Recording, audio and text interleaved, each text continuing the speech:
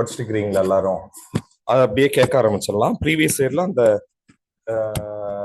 Particular டாபிக்ல இருந்து எங்க இது ஒரு கேட்டிருக்காங்க அப்படின்னு சொல்லிட்டு பார்க்கலாம். சரியா? அப்போ உங்களுக்கு வந்து இதுக்கு முன்னால எப்படி எப்படிலாம் கேட்டிருக்காங்கன்னு நமக்கு ஒரு இது தெரியும். சரியா? எக்ஸ்ட்ரா பாயிண்ட்ஸ் பார்த்துருந்தாலும் பரவாயில்ல, படிச்சுக்கோங்க. சரியா? அதான் இந்த விஷயம் எப்படி இருக்கும்னு தெரியல, பட் கண்டிப்பா டஃப்பா இருக்கிறதுக்கான வாய்ப்பு 99% அதிகமா இருக்கு. சரியா? நியூஸ் பேப்பர்லாம் பார்த்துட்டு வந்தீங்களா? எனக்கு பகல்ல நியூஸ் பேப்பர் படிக்கிற பழக்கம் இல்லை. காலையில ரொம்ப வேலை அதிகமா இருக்குமா, அதனால நைட்டு போய் தான் நியூஸ் பேப்பர் படிப்பேன். ஏதாவது பார்த்துட்டு வந்தீங்களா? பார்த்துட்டு வந்தீங்கன்னா சொல்லுங்க, அதுல அது சம்பந்தமா ஏதாவது பேசுவோம். ஏதோ போயிட்டு தான் பார்க்கணுமாமா? சரி, ஓகே. லாஸ்ட் கிளாஸ் என்னப்பா பார்த்தோம்?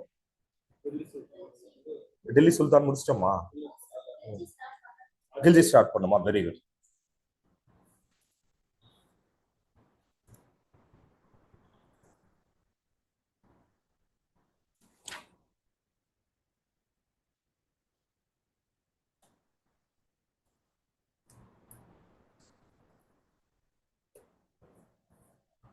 எங்க யமுனாலாம் வரலையாண்ணா? ஓகே. ஸோ ஒரு 5 மினிட்ஸ் பாப்பா, அப்படியே ஸ்டார்ட் பண்ணிடுவோம். அந்த இது ஃபாலோ பண்ண முடிஞ்சுதாப்பா? ஆக்சுவலா என்னால ஃபாலோ பண்ண முடியல. இந்த வாரத்துல இருந்து நீங்க அந்த போட்ட ஷெட்யூல்ல நான் உங்களை ஃபாலோ பண்ண ஆரம்பிச்சிடறேன் மெம்பர்ஷிப்ல. சரியா? நீங்க போட்டீங்கல்ல ஒரு டைம் டேபிள், அதை ஃபாலோ பண்றீங்களா?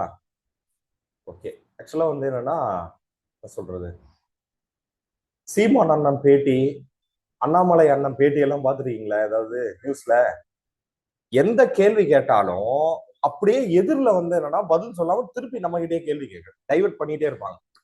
சரியா? எதுக்கு? அதே போலதான் நம்மளும். சரியா? ஏன் உங்களையே போட சொன்னோம் அப்படின்னா, நாளைக்கு எதா இருந்தாலும் உங்களே காட்ட முடியும், கை காட்ட முடியும். சரியா? நம்ம சாருமதி நீ தாமா போட்ட, நான் கூட போடல, உனக்கு நீயே தான் போட்ட. சரியா? புத்தருடைய மிக புகழ்பெற்ற வசனம் ஒண்ணு இருக்கும், உனக்கு நீயே ஒளியாயிரு. சரியா? Be your own light. சரியா? இருள் சூழ்ந்த இந்த உலகத்துல கடவுள் காணப்படவும் இல்லை, அறியப்படவும் இல்லை, யாரும் வந்து காப்பாற்ற மாட்டாங்க, உனக்கு இன்னொருத்தர் வந்து எக்ஸாமே எழுத மாட்டாங்க.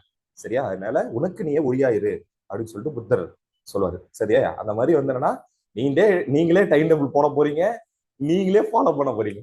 சரியா?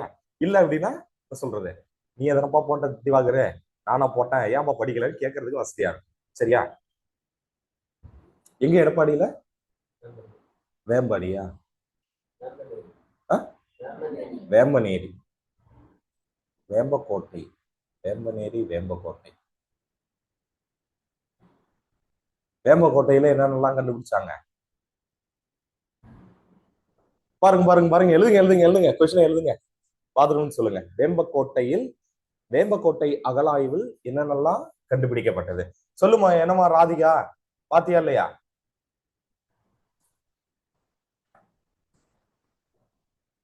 சங்கு வடிவ பொருள்கள் எல்லாம் கண்டுபிடிச்சாங்க சார். வெரி குட் வெரி குட், கை தட்டுங்கப்பா உங்களுக்கு. சரியா? இவங்க ஐஸ்வர்யாவுக்கு கை தட்டிடுங்க. சரியா? சங்கு வடிவ பொருட்கள் எல்லாமே கண்டுபிடிச்சிருக்காங்க. சரியா? நிறைய வந்து என்னன்னா, என்ன சொல்றது, கற்கள்லாம் செதுக்கப்பட்ட சரியான வடிவங்கள்ல நம்மளுக்கு வேம்பக்கோட்டையில கிடைச்சிருக்கு. சரியா? ஒவ்வொரு ஊருக்கு சில முக்கியத்துவம் இருக்கு, அதெல்லாம் பார்த்துக்கோங்க. சரியா? ஒவ்வொரு ஊர்ல கண்டுபிடிக்கப்பட்டதுக்குன்னு சில இது இருக்கு. அரிக்கமேடு அப்படின்னா அது யாரோட உறவு வச்சிருந்தாங்க? சரியா? இவரு இல்லையாம்மா, ராம் சாரு? ஓகேம்மா. சரியா? வேம்பக்கோட்டை அப்படின்னா எங்க? சரியா? இது பொருணையில என்ன கிடைச்சிருக்கு? சரியா? பொருணை நாகரிகம் பொருணை நாகரிகம் எந்த நதி ஓரத்தில் அமைந்துள்ளது?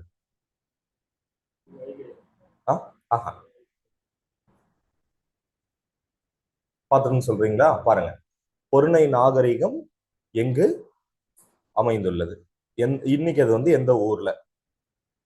சரியா?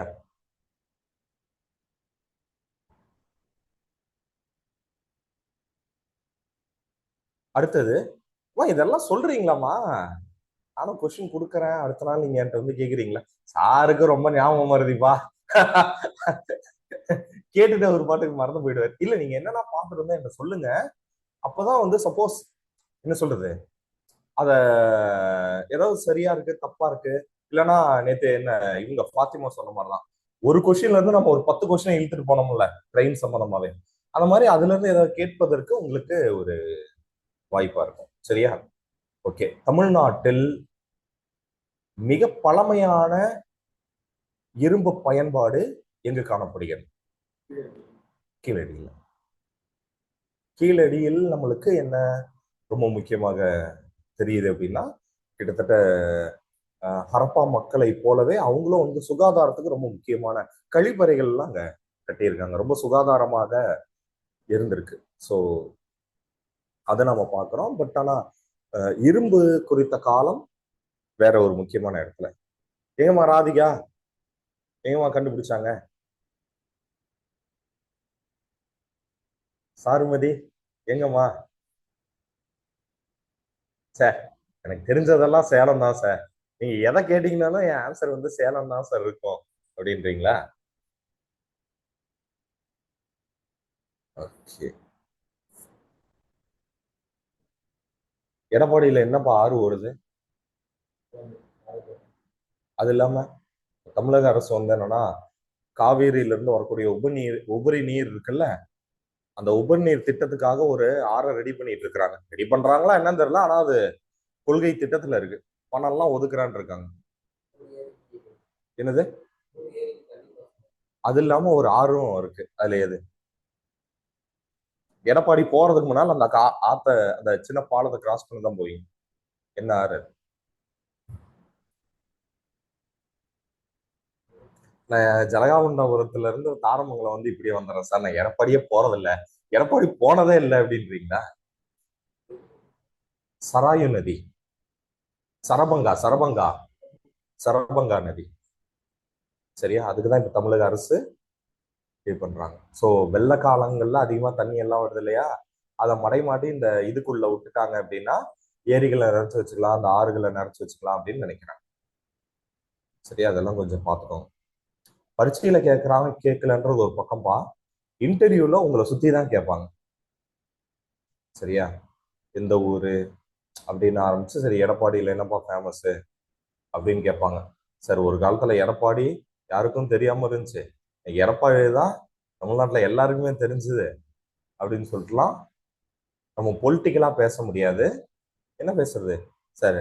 குட்டி கேரளான்னு சொல்லுவாங்க, பூலாம்பட்டி இருக்குது சார். அந்த மாதிரிலாம் அரசு ஏதாவது திட்டங்கள் ஒதுக்கி இருக்காங்க அப்படின்னா அந்த மாதிரிலாம் பார்க்கறதுக்கு ரொம்ப வசதியா இருக்கும். சரியா? ஓகே. வேற என்னப்பா ரொம்ப முக்கியமான விஷயம்?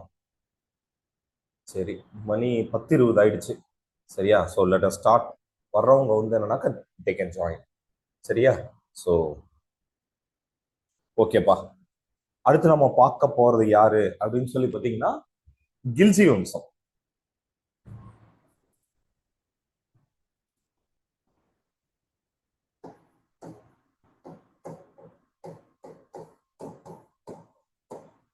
கில்ஜி டைனாஸ்டி.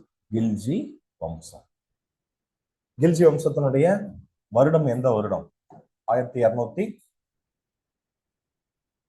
இருந்து என்ன ஒரு நேரம் ஃபிங்கர் டிப்ல வச்சிருக்கேன். 1290 இருந்து 1330 20 ஏதாவது ஒரு முடிவுக்கு வாங்க. 20 ஒரு தரம், 20 ரெண்டு தரம், 326. 326 ஒரு தரம், 320. சரியா? சோ 1320. சரியா? சோ கில்ஜி வம்சத்தை தோற்றுவித்தவர் யாரு அப்படின்னா,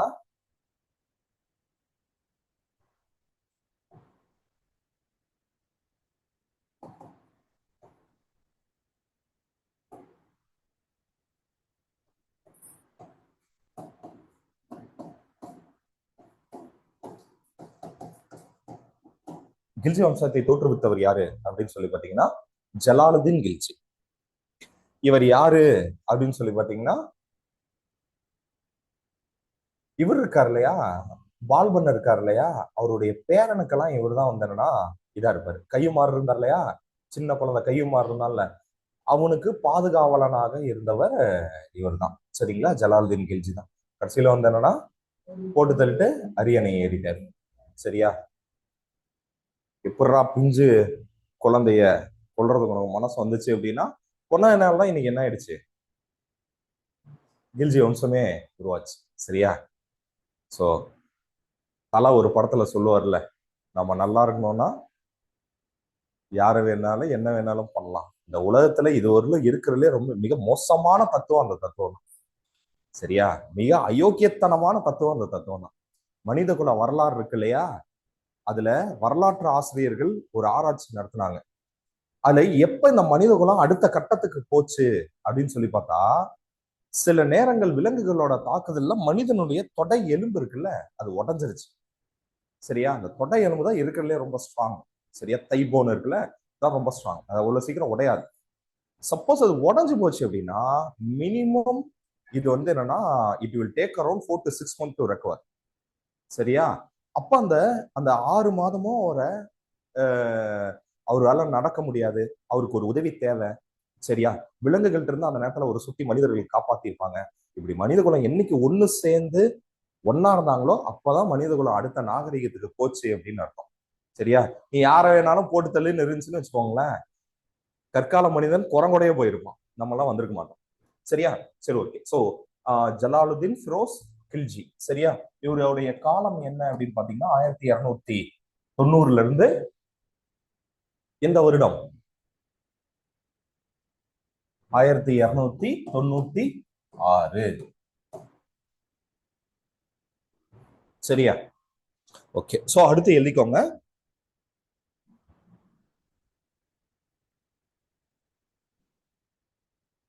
இவர் அமைதி கொள்கையை விரும்பினார். He followed the policy of peace.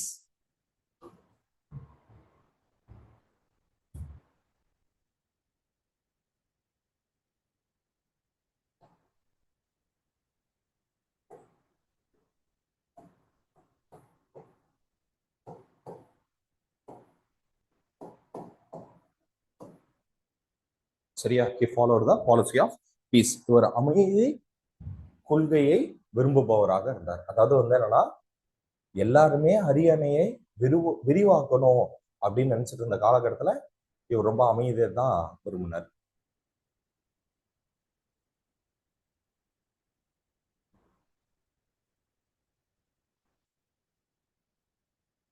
ஆனா தேவை ஏற்பட்டா அதுக்காக இவர் போர் செய்யறதுக்கும் தயங்கல. பட் ஆனா பொதுவாக இவர் அமைதியை விரும்புபவராக அறியப்படுகிறார். சரியா, அடுத்தது வந்து என்னன்னா இவர் காராவை ஆட்சி செய்த மாலிக் சாக்கு.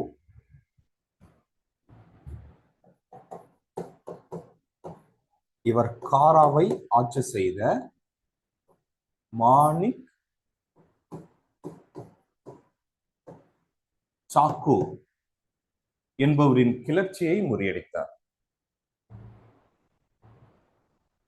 ரொம்ப இந்த அளவுக்கெல்லாம் கேட்பாங்களான்னு தெரியல. பட் ஆனா என்ன விஷயம் அப்படின்னா என்ன சொல்றது, எல்லாமே எழுதிக்கோங்க, ஒருவேளை கேட்டாங்கன்னு வச்சுக்கோங்களேன்.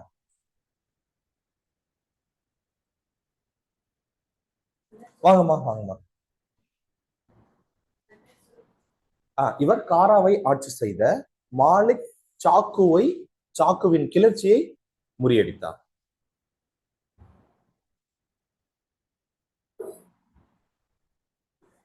தேர்வு அப்படின்னு வந்துருச்சு அப்படின்னா அந்த சிலபஸ்ல இருக்கிற எல்லா பாயிண்ட்டுமே பார்த்துக்கோங்க. இது வரும் வராது அப்படின்னு சொல்லிட்டு போட்டித் தேர்வோட மிக முக்கியமான நிபந்தனை என்ன, இதுதான் வரும் இதுதான் வராதுன்னு நீங்க முடிவெடுக்கவே கூடாது. சரியா, அது எப்படி வேணாலும் கேட்கலாம். சரியா, என்ன சொல்றது, நான் ஒரு தடவை ஐஏஎஸ் எழுதும் போது அப்படிதான் பாலா வம்சம்னு ஒண்ணு இருக்கு வரலாற்றுல, அது கேட்டதே கிடையாது. சரி, அதனால இதெல்லாம் என்னைக்கும் கேட்க மாட்டாங்கன்னு பார்த்தா அந்த கேட்டாங்க. சரியா, அப்ப அவங்களுக்கு தெரியுது சரி எதெல்லாம் வந்து அவங்க பெருசா இம்பார்ட்டன்ஸ் கொடுக்கல அப்படின்னு. அதனால எல்லாத்தையுமே பார்த்துக்கோங்க. கார்த்தி ஏன்பா? ஓகேப்பா, ஒன்றும் பிரச்சனை இல்லை. சாப்பிட்டீங்கல்ல? ஓகேப்பா. என்ன சாப்பாடு? ஓகேப்பா.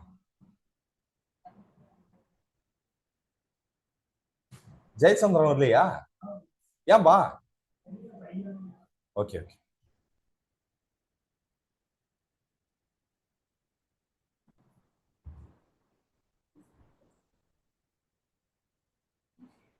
வாங்கம்மா. இன்னைக்கு 28 1ஆம் தேதியா? நாளையில இருந்து உங்களுக்கு நோன்பு ஆரம்பிக்குதாமா?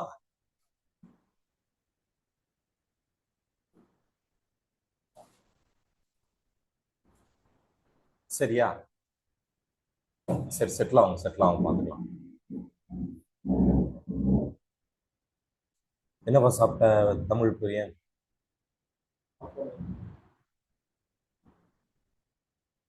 இன்னைக்கு நான்வெஜ்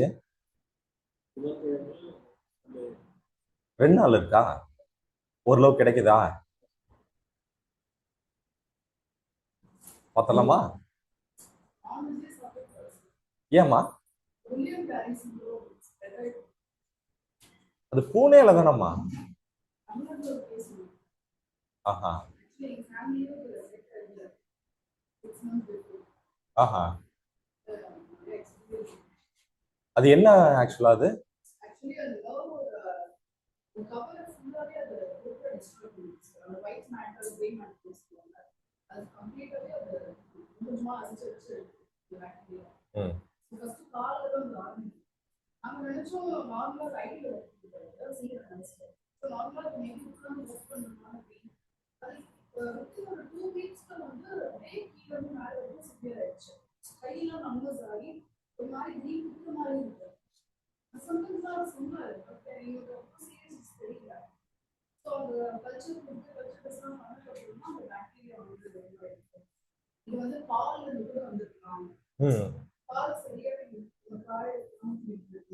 ஆனா பேக்கெட் பாலே உங்களுக்கு ஸ்டெர்லைஸ் பண்ணிடுறாங்கல்ல, அதுல மிஸ் ஆயிருதா?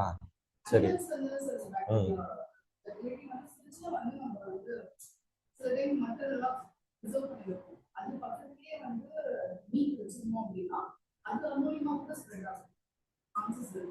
அப்புறம் என்ன ட்ரீட்மெண்ட் கொடுத்தாங்க?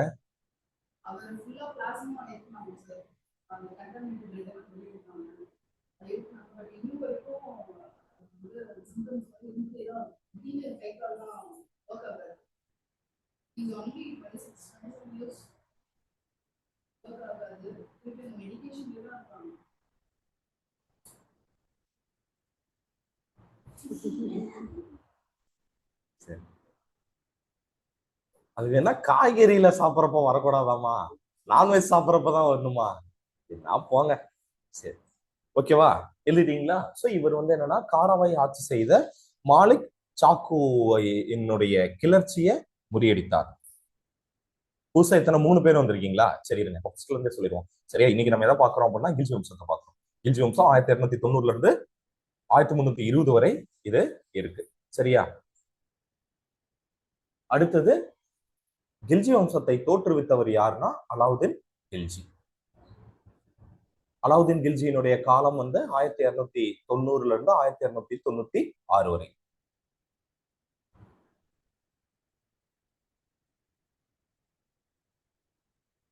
பின்னர் இவர் வந்து காராவின் ஆட்சியாளரான மாலிக் சாக்குவினுடைய கிளர்ச்சியை முறியடித்தார்.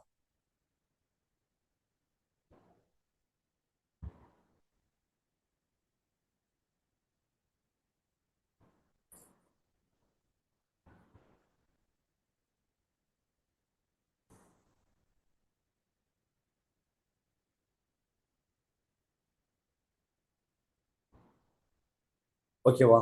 பின்னர் இவரது மருமகனான அலாவுதீன் கில்ஜியை காராவின் ஆளுநராக நியமித்தார். பேசியிருப்பா.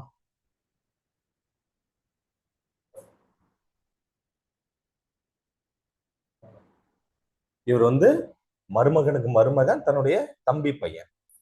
சரியா? தன்னுடைய தம்பி மகனுக்கு இவர் திருமணம் செஞ்சு வச்சிருந்தாரு. அதே போல என்ன சொல்றது, தன்னுடைய மருமகனை காராவினுடைய ஆளுநராகவும் நியமிச்சிருந்தார்.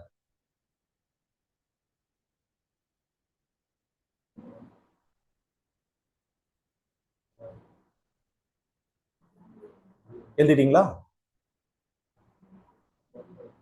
இவர் எண்ணற்ற தக்கர்களையும், தக்கர்கள்னா யாரு? யாருமா?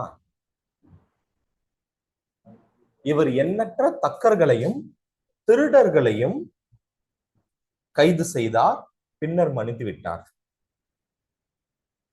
தக்கர்கள்னா என்ன? சாமியார் வேஷத்துல இருக்கக்கூடிய திருடன். இன்னைக்கும் கூட பல தக்கர்கள் இருக்காங்க. சரியா?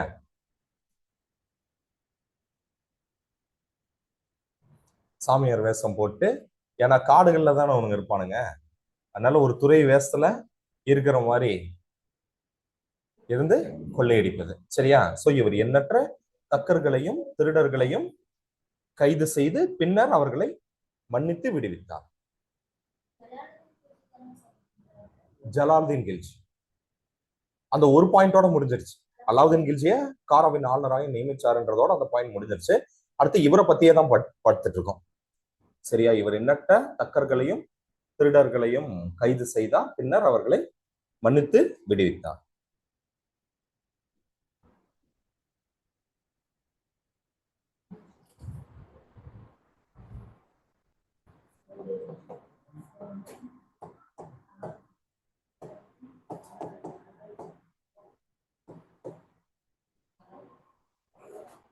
இது ஜலாலு, அவரு அலால்.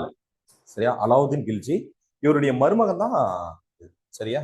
இவருடைய சன்னின்லா இருக்கார் இல்லையா, அவரு தான் அலாவுதீன் கில்ஜி.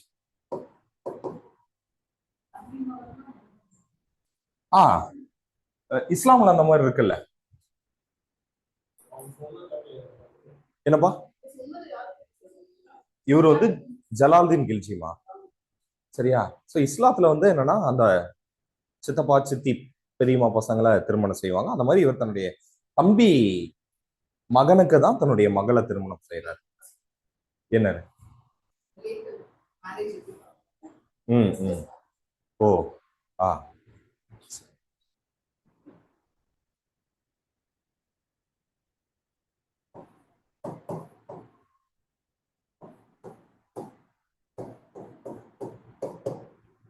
அலாவுதீன் கில்ஜி.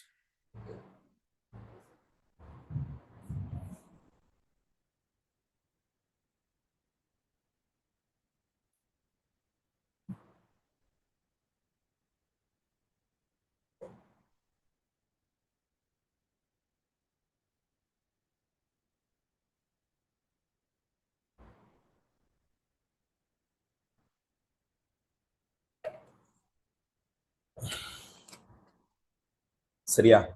பின்ன சித்தி மௌலா எழுதிக்கோங்க. இவர் அரியணையை கைப்பற்ற முயற்சி செய்த சித்தி மௌலா என்னும் மத தலைவரை கொன்றார். அரியணையை கைப்பற்ற விரும்பிய சித்தி மௌலா என்னும் மத தலைவரை கொன்றார். என்னமா? மௌலா, சித்தி மௌலா.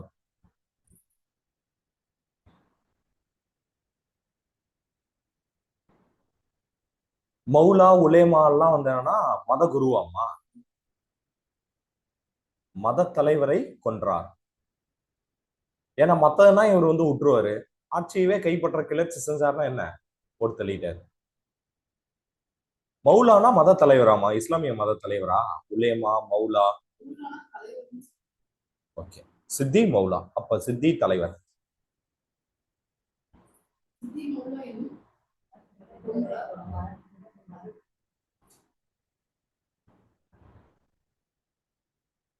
அடுத்தது இவர்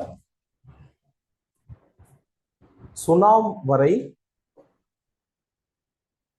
முன்னேறிய மங்கோலியர்களை, சுனாம் சுனாம் வரை முன்னேறிய மங்கோலியர்களை 1292 ஆண்டு முறியடித்தார். இது வந்து இவருடைய சாதனையாக கருதப்படுகிறது. சரியா?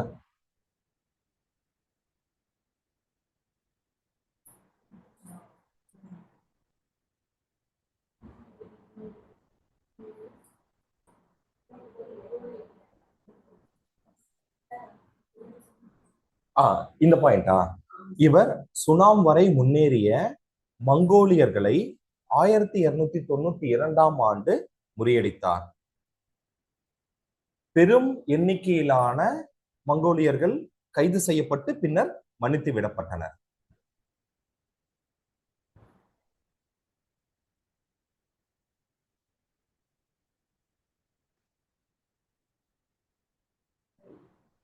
எண்ணிக்கையிலான மங்கோலியர்கள் கைது செய்யப்பட்டு பின்னர் மன்னித்து விடப்படுகிறார்.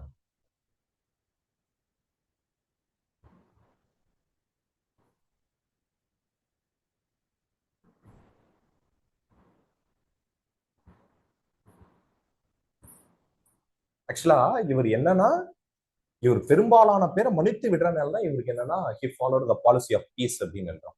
சரியா? இவர் அமைதியை விரும்புபவராக அறியப்படுகிறார் அப்படின்னு சொல்றோம். சரியா? கடைசியாக என்ன இது? இவர் தன்னுடைய மருமகனான அலாவுதீன் கில்ஜியாலேயே கொல்லப்படுகிறார்.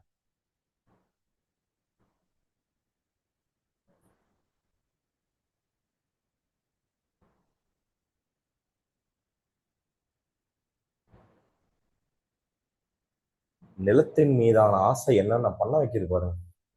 மாமனாரை போட்டு தள்ளுறது. அடுத்து ஒருத்தர் வருவாரு, இது என்ன சொல்றது, முகமது பின் துக்ளக்கு, அவர் அப்பாவையே போட்டு தள்ளிடுவார். சரியா?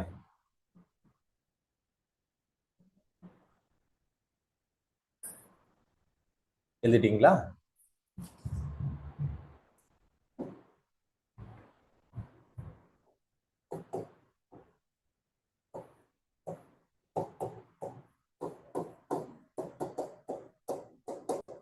அலாவுதீன் கில்ஜியினுடைய காலம் எந்த வருடம்?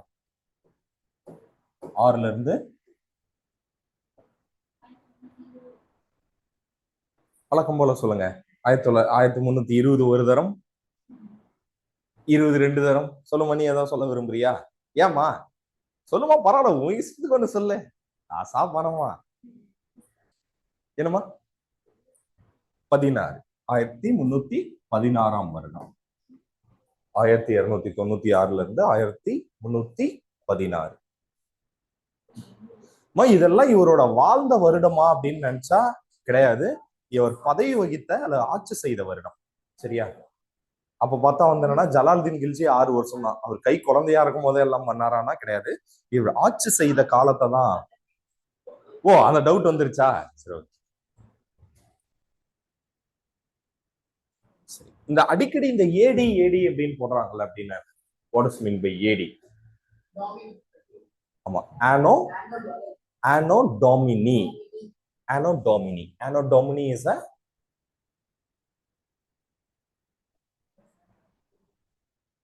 என்ன? அதுக்கு என்ன அர்த்தம்? ஆனோ டோமினா. இதையே ஒரு தான் குரூப் 4ல கொஸ்டினா கேட்டிருந்தாங்க. ஆனோ டோமினி அப்படின்னு இருக்குல்ல, இயேசு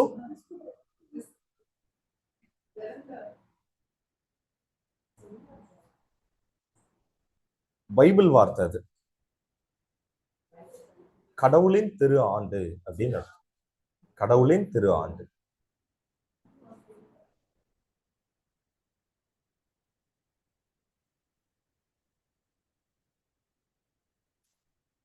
சரியா? அடுத்தது அலாவுதீன் கில்ஜியை பத்தி பாத்துருவோமா? ஸோ அலாவுதீன் கில்ஜியை பத்தி பார்க்கணும் அப்படின்னு சொல்லி பாத்தீங்கன்னா 2 விஷயம். இவர் உலு கான் மற்றும் நஸ்ரத் கான் என்னும் சகோதரர்களை குஜராத்தின் மீது படையெடுக்க அனுப்பி வைத்தார். எளிகும் இவர் உலு கான் மற்றும் நஸ்ரத் கான் என்னும் சகோதரர்களை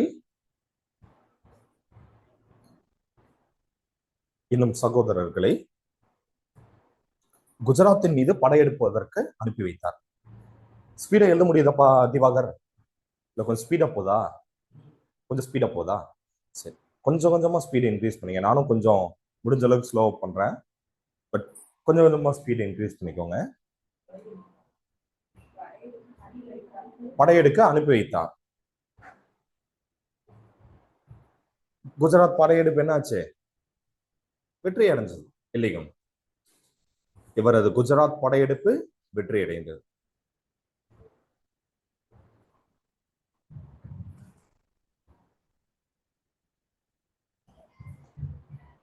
அடுத்தது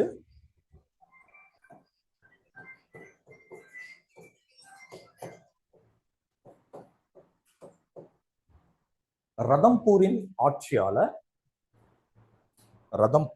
ரதம்பூரின் ஆட்சியாளர்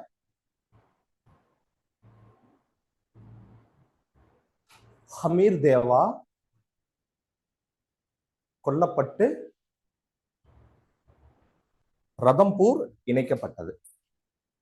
கில்ஜி வம்சத்துடன் ரதம்பூர் இணைக்கப்பட்டது.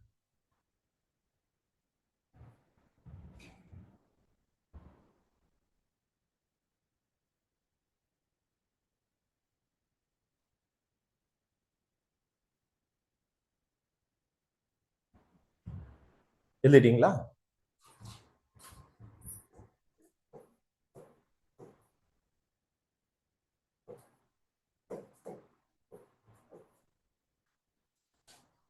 சரியா? அடுத்தது வரலாற்றிலே முதலாக தென்னிந்தியாவின் மீது படையெடுத்த முதல் டெல்லி சுல்தான் யாரு அப்படின்னா இவர் தான், அலாவுதீன் கில்ஜி தான். எழுதிக்கோங்க. இவர் தனது தளபதியான மாலிக் கஃபூர், இவர் தனது தளபதியான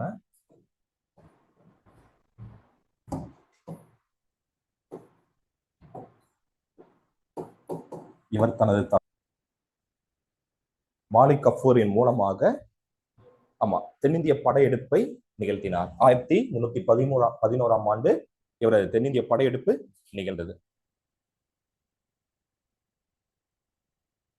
சரியா? தேவகிரியின் ஆட்சியாளர், தேவகிரி தேவனகிரி எல்லாமே இதுதான், ஒரே இதான் சொல்லுவாங்க. சரிங்களா? தேவகிரியின் ஆட்சியாளரான யாதவ மன்னரான ராமச்சந்திரா வீழ்த்தப்பட்டார். வாராங்கலை ஆட்சி செய்த தேவகிரியின் ஆட்சியாளரான யாதவ மன்னன் என்னன்னா அவருடைய சாதி. சரியா? யாதவ மன்னனான ராமச்சந்திரனை வீழ்த்தினார்னா அதுக்கு என்ன அர்த்தம்னா தேவகிரி கைப்பற்றப்பட்டது. சரியா? அடுத்தது வாராங்கலை ஆட்சி செய்த பிரதாபருத்ரனும் வீழ்த்தப்பட்டார். பிரதாபருத்ரனும் வீழ்த்தப்பட்டார். பிரதாபருத்ரனா வேற யார் ஞாபகத்துக்கு வரா உங்களுக்கு? ஐயா, எங்களுக்கு தான் ஞாபகமே வரலையன்றீங்களா? என்னம்மா ஆமான்றீங்க யமுனா? வெரி குட்மா, கை தட்டுங்கம்மா. Very good. பாளையக்காரர் முறை வந்து என்னன்னா இங்கதான் இவரிடம் இருந்துதான் வருது. வாங்கம்மா. ஒரு 2 நிமிஷத்துக்கு முன்னால வந்திருந்தேன்னா நீங்க வர்றதுக்கு அவங்க கை தட்ட மாதிரி ஆயிருக்கும். எல்லாம் பரவாயில்ல, இன்னொரு தடவை கை தட்டிடுங்கம்மா சந்திரா வருகைக்காக. சரியா? ஓகே. சோ வாராங்கலை ஆட்சி செஞ்சு இந்த பிரதாபருத்ரன் காலகட்டத்துல இந்த பாளையக்காரர் முறை வருது. சரியா? தமிழ்நாட்டுல யாருடைய காலகட்டத்துல இங்க வருது பாளையக்காரர் முறை? தமிழ்நாட்டுல பாளையக்காரர் முறை யாரு கொண்டு வந்தா? அரியநாதன். ஆட்சியாளர் விஸ்வநாத நாயக்கர். நீங்க வந்து என்னன்னா தமிழ் பிரியனுக்கும் கார்த்திக்கும் கை தட்டுங்கம்மா. சரியா? மதுரையினுடைய சுல்தானா இங்க பாளையக்காரர் முறையை கொண்டு வர்றாரு அவர் அரியநாதன். அவர் தான் அதுக்கு ரொம்ப முக்கிய உதவியா இருக்காரு. சரியா? எந்த வருடம் கொண்டு வராங்க? 1529. ராதிகாவுக்கு கை தட்டிருப்பா பண்றாங்க. அந்த பிரதாபருத்தன் தான் இவர். சரியா? அது இல்லாம யாரு அப்படின்னு சொல்லி பாத்தீங்கன்னா அரசன் வீழ்த்தப்பட்டார்னு வச்சுக்கோங்க. சரியா? தேவகிரி ஆட்சி செய்த யாதவ மன்னனான ராமச்சந்திரன் வீழ்த்தப்பட்டார். வாராங்கலை ஆட்சி செய்த பிரதாபருத்ரனும் வீழ்த்தப்பட்டார். அடுத்தது வீரபலாலா என்னும் கௌசல்ய அரசனும் வீழ்த்தப்படுகிறார். சரியா? வீரபலாலா யாரு சார்? இவங்களே 11ஆம் நூற்றாண்டை சார்ந்தவங்க சார். நீங்க அவங்கள தூக்கி வச்சுக்கிட்டு இவங்க யாருன்னா நாங்க எப்படி சார் காட்ட முடியும் அப்படின்றீங்களா? இந்த வீரபலாலா கிட்ட இருந்து தான் விஜயநகர பேரரசுல வந்து என்னன்னா ஹரிஹராவும் புக்காவும் கௌசல்யா அரசா கைப்பற்றிருப்பாங்க. சரியா? சோ ஹிஸ்டரியை லிங்க் பண்ணி பாரு. சரியா? உங்களுக்கு ஐயனமெல்லாம் இருந்துச்சுன்னா ரொம்ப சூப்பரா இருக்கும். அப்படியே ஒண்ணு கனெக்ட் ஆகுது. கஷ்டமா இருக்கா? இதுல என்னன்னா கொஞ்சம் கஷ்டமா தான் இருக்கும். சரியா? சொல்லிடுவேன் நானே. நான் வந்து ஃபர்ஸ்ட் ஊர்ல வந்தேன்னா மேத்தமெட்டிக்ஸ் பயாலஜி. சரியா? ஸோ 10th ஹிஸ்டரி முடிஞ்சு போச்சு. Mathematics biology. அப்புறம் தியாகராஜர் பாலிடெக்னிக் இருக்குல்ல இங்க டிபிடி. அதுல தான் வந்து என்னன்னா டிப்ளமோ சிவில். அது முடிச்ச உடனே என்ன சொல்றது மகேந்திரா இன்ஜினியரிங் காலேஜ்ல பி. சரியா? ஃபர்ஸ்ட் அப்பதான் இங்கிலீஷ் மீடியத்துக்குள்ள போறேன். அரசு பள்ளியில தான் படிச்சேன். இது கவர்மெண்ட் பாலிடெக்னிக். தியாகராஜர் பாலிடெக்னிக்ன்றது கவர்மெண்ட். பேரு இதை பார்த்தா தெரியும். போட்டோ பார்த்தா அப்படியா? ஏன்னா அங்க எல்லாருக்குமே தெரியுமா தோழர் அப்படின்னு சொன்னாலே எல்லாருக்குமே தெரியும். நான் கல்லூரி காலகட்டத்திலேயே மாணவர் இயக்கத்துல ரொம்ப முக்கியமா இருக்கும். சரியா? என்ன சொன்னா கண்டிப்பா தெரிஞ்சிருக்கும். சரியா? சோ அப்ப அது முடிச்சு அப்பதான் இங்கிலீஷ் மீடியம் முத போறேன். பிஇ வேற வழி என்ன இங்கிலீஷ்ல தான் எழுதணும்னு சொல்லிட்டாங்க. சரியா? ஏன்னா தியாகராஜர் பாலிடெக்னிக்ல நீங்க தமிழ்ல கூட எழுதிக்கலாம். தமிழ்லயும் எழுதலாம், இங்கிலீஷ்லயும் எழுதலாம். என்ன சொல்லிடுவாங்க ஏன்னா அது ஒரு பெரிய கதை. நான் 10th வாங்கின மார்க் வந்து 438 மார்க். அன்னைக்கு அது மிகப்பெரிய மார்க். சரியா? 350 தாண்டிட்டீங்கனாலே நீங்க அறிவாளி. 430 ரூபா நீங்க டாக்டருக்கு தான் படிக்கணும்னு சொல்லிட்டு சரி. அதுக்கப்புறமேட்டு திடீர்னு மெடிக்கல் படிச்சா என்ன பண்றது, ரொம்ப கஷ்டமாயி போயிடுமே அப்படின்றதுக்காக என்ன பண்ணிட்டாங்கன்னா என்னை இங்கிலீஷ் மீடியத்துல சேர்த்திட்டாங்க. சரியா? நான் தமிழ் மீடியத்திலே படிச்சிருந்தேன்னா கூட ஒரு பார்த்தா இங்கிலீஷ் மீடியத்துல போட்டாங்க அதுல. சரியா? அதுக்கப்புறமேட்டு என்ன ஆயிடுச்சு அப்படின்னு சொல்லி பாத்தீங்கன்னா திரும்ப அப்புறமேட்டு தியாகராஜால கவுன்சிலிங் போட்டு அது கவர்மெண்ட் காலேஜ். அப்புறம் கவுன்சிலிங் போட்டு அங்க படிச்சு திரும்ப வந்து அப்புறம் எம்இ வந்து என்னன்னா அண்ணாமலை யூனிவர்சிட்டியில வந்து என்னன்னா பேரிடர் மேலாண்மையில எம்இ. சரியா? இதெல்லாம் ஒரு பக்கம் இருந்ததுன்னா எம்இல பேச்சுக்கு கூட தமிழ் இருக்காது. சரியா? என்னன்னா திடீர்னு போய் வந்தேன்னா ஒரு கிளாஸ் எடுன்றுவாங்க ஜூனியர்ஸ் பிஇக்கு. அங்க பார்த்தா இந்தியாவில் இருக்க எல்லா ஸ்டேட்ல இருந்தும் வந்திருப்பானுங்க. சரியா? ஸோ அவனுங்க வந்து என்னன்னா இது பாதி பேர் கேம்பானுங்க, பாதி பேர் what is the point can you tell me அப்படிமானுங்க. ஆக மொத்தம் வந்து என்னன்னா ஹிஸ்டரி படிச்சதே கிடையாது வாழ்க்கையில. சரியா?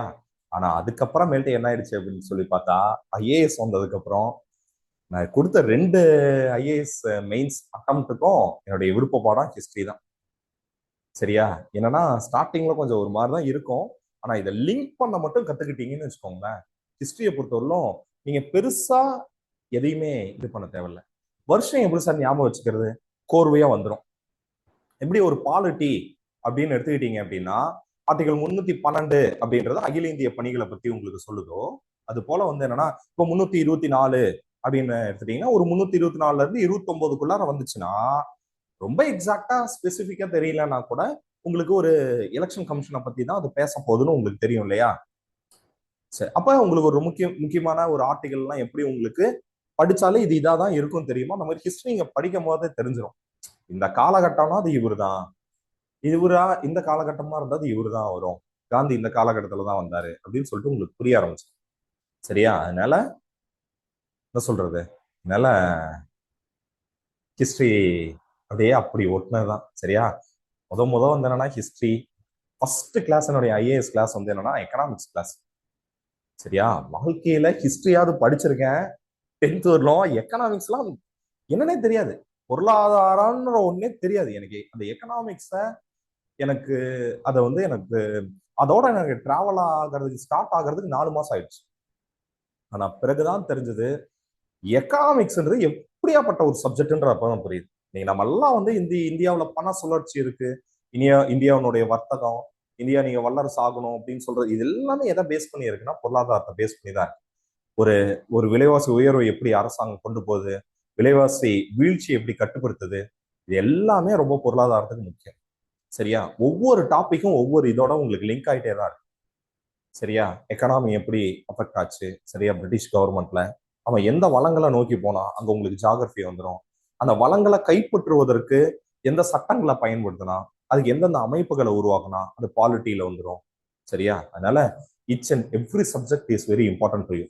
என்ன ஒரே விஷயம் அப்படின்னா உங்களுக்கு வாசிப்பு பழக்கம் இல்லாததன் விளைவு என்ன அப்படின்னா ஒரு தேர்வுக்காக மட்டும் நீங்க படிக்கணும்ன்ற ஒரு மனநிலை உங்க மனசுல உருவாயிருக்கு. என்னமோ ஒண்ணு அடிச்சு புடிச்சு எவ்வளவு படிச்சாலும் அந்த பரீட்சைன்ற வரலும் நான் தான் படிப்பேன். அதை தாண்டி இந்த சமூகத்துல எதை நடந்தாலும் அதை பத்தி எனக்கு எந்த கவலையும் கிடையாது, நான் அதை ரொம்ப கடந்து போயிடுவேன் அப்படின்னு இருக்கிறனால தான் இந்த பிரச்சனை. ஸோ தொடர்ந்து வாசிப்பு இருந்துட்டே இருக்கும். சரிங்களா? அது உங்களோடயே ஒன்றி போன ஒரு விஷயமா இருக்கும். சரியா? நான் சொல்லியிருக்கேன் நான் உங்ககிட்ட இசையரசன் சொல்லிட்டு எங்க தோழர் ஒருத்தர் இருந்தாரு. பின்லாந்து யூனிவர்சிட்டியில ஒரு ப்ரொஃபசர். கல்வி சம்பந்தமாலாம் நிறைய ஒரு ஹிந்துவோட நடுப்பக்கத்துல இருந்த ஒரு கருத்துக்களை அவரு விஜய் அசோகன். விஜய் அசோகன்லாம் தாரமங்கலம் தான். சரியா? தாரமங்கலம்னு ஒரு ஊர் இருக்கு. அங்க விஜய் அசோகன் ஒருத்தர் இருக்காங்க. நார்வேல பிஹெச்டி முடிச்சுட்டு திரும்ப சைனால ஜிங்ஜியாங் யூனிவர்சிட்டியில முடிச்சுட்டு இப்ப Norway Oslo university professor cum Sweden research இன்ஸ்டிடியூட்டோட ரிசர்ச் ப்ரொஃபசர். இவங்கெல்லாம் கல்வி எப்படி எளிய மக்களுக்கு கொண்டு போகணும் அப்படின்னு தொடர்ந்து எழுதிட்டு வருவாங்க. அப்போ ஒரு தான் வந்து என்னன்னா இசையரசன் சொல்றாரு, அதை கவர்மெண்ட் சொல்லுதான் இந்த மாதிரி வந்து என்னன்னா குழந்தைங்கள்ட்ட நீங்க புதுசா வந்து என்னன்னா எந்த ஒரு பழக்கத்தையும் நீங்க வந்து என்னன்னா கத்துக் கொடுக்க முடியாதுங்க. நீங்க செய்யுங்க, உங்களை பார்த்துதான் குழந்தை கத்துக்கும். புத்தகம் படிக்கணும்னா முதல் நீ படி அப்படின்னு சொல்லுவான். நீ ரொம்ப அப்படியே பெரிய அறிவாளி மாதிரி நான் எதையும் படிக்க மாட்டேன், குழந்தைகள் படிக்கணும் அப்படின்னு சொல்லிட்டு சொல்லாத. முதல் நீ படி, உன்னை பார்த்து குழந்தை படிக்கும் அப்படின்னு சொல்றாங்க. சரியா? அதனால இது ஏதோ ஒண்ணு உங்க வாழ்க்கையோட சம்மந்தப்பட்டதாகவோ அல்லது இந்தியாவுல இதெல்லாம் நடந்திருக்குன்ற சம்மந்தமாவோ இந்த மாதிரி ஏதோ ஒரு இம்பார்ட்டன்ஸ் கொடுத்து படிங்க. வெறும் பரீட்சைக்காக மட்டுமே படிக்கணும்னா இது உங்களுக்கு ஸ்ட்ரெஸ்ஸா தான் இருக்கும். சரியா? ஹிஸ்டரி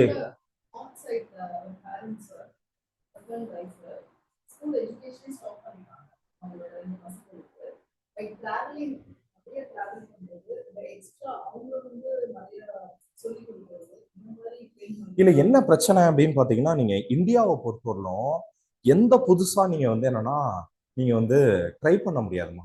பிரச்சனையே இங்க அதான்.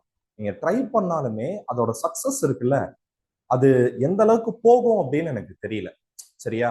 என்னன்னா நீங்க ஃபாரின் இருக்குன்னு வச்சுக்கோங்களேன், ஒரு மியூசிக் இன்ஸ்ட்ருமெண்ட்ஸ் கத்துக்கிட்டா கூட அவனால சர்வே பண்ண முடியும். சரியா? ஒரு ஒரு வந்து என்னன்னா ஒருத்தனால ஒரு ஓவியம் வரைய முடியுது அப்படின்னா அவனால சர்வே பண்ண முடியும். சரியா? ஃபாரின்ல நீங்க ஓவியம் வரைகிறீங்கல்ல, அதுக்கான மிகப்பெரிய ஆர்டிஸ்ட் எல்லாம் இருக்கான். கோடிக்கணக்கில் அது வந்து என்னன்னா உங்களுக்கு வந்து என்னன்னா விலை போகக்கூடியதா இருக்கு. சரியா? ஆனா இந்தியாவில நீங்க அதை நம்பி எதையுமே பண்ண முடியும். என் ஸ்டூடெண்ட் ஒரு பையன் ஹாலித் அப்படின்னு சொல்லிட்டு, முகமது ஹாலித்ன்னு சொல்லிட்டு ஒரு பையன், அவன்லாம் சும்மா ஓவியம் உறைஞ்சானா ஒரு தான் வந்து என்ன ஆயிடுச்சு அப்படின்னு சொல்லி பாத்தீங்கன்னா என்ன அப்படியே உறைஞ்சு கொண்டு வந்து கொடுக்குறான். அப்படியே அசந்துட்டேன் நான். அவ்வளவு அழகா வந்து என்னன்னா உறைஞ்சு கொடுத்துருந்தான். அவனுக்கு என்ன ஆசை அப்படின்னு சொல்லி பார்த்தா அவன் வந்து ஒரு ஓவியர் ஆகணும் அப்படின்றதான் அவனோட ஆசை. பட் என்னன்னா அவங்க அப்பா ஆல்ரெடி ஒரு கூலி தொழிலாளி. அவங்க கிட்ட நான் எந்த ஃபால்ஸ் ஹோப்பையும் கொடுக்க முடியாது. ஓகேப்பா, நீ வந்து என்னன்னா உறைஞ்சு நீ பெரிய ஆளா எல்லாம். என்னை பொறுத்தவரையிலும் சில நேரம் நான் பேசுறது கடுமையாக இருந்தாலும் யதார்த்தத்தை தான் பேசுவேன். உங்களுக்கு உங்களுக்கு அது ரொம்ப சந்தோஷமா இருக்கணும்ன்றதுக்காக என்னால பொய் சொல்ல முடியாது. உங்களுக்கு வலிச்சாலும் குத்துனாலும் உண்மையை தான் பேசியாகும். அது நீங்க பிற்காலத்துல எனக்கே ஒரு நாள் யோசிப்பீங்க, ஆமா ஒரு அப்பயே சொன்னார்ல. எனக்கே ரொம்ப கஷ்டமா தான் இருந்துச்சு. பட் அவங்க கிட்ட நான் சொல்லி கன்வின்ஸ் பண்றேன் எனக்கு ரொம்ப நாள் ஆச்சு. இல்லப்பா, இந்தியாவில் நீ அந்த மாதிரிலாம் புதுசா ட்ரை பண்ணி என்னால பெருசாலாம் வர முடியாது. நிறைய பேர் சொல்றாங்க டிராவலிங் என்னோட பேஷன் அப்படின்னு. அப்படிலாம் இல்ல, பெட்ரோல் விலை ஏறிட்டே இருக்குது. அதுக்கே சரியா? அதுல எல்லாம் இங்க எல்லாமே ரொம்ப சவாலா இருக்க மாதிரியான நிலைமையில சோ இவர் வந்து என்னன்னா இவர் வந்து என்ன ரொம்ப முக்கியமா எழுதிக்கோங்க ஒரு பாயிண்ட். இந்த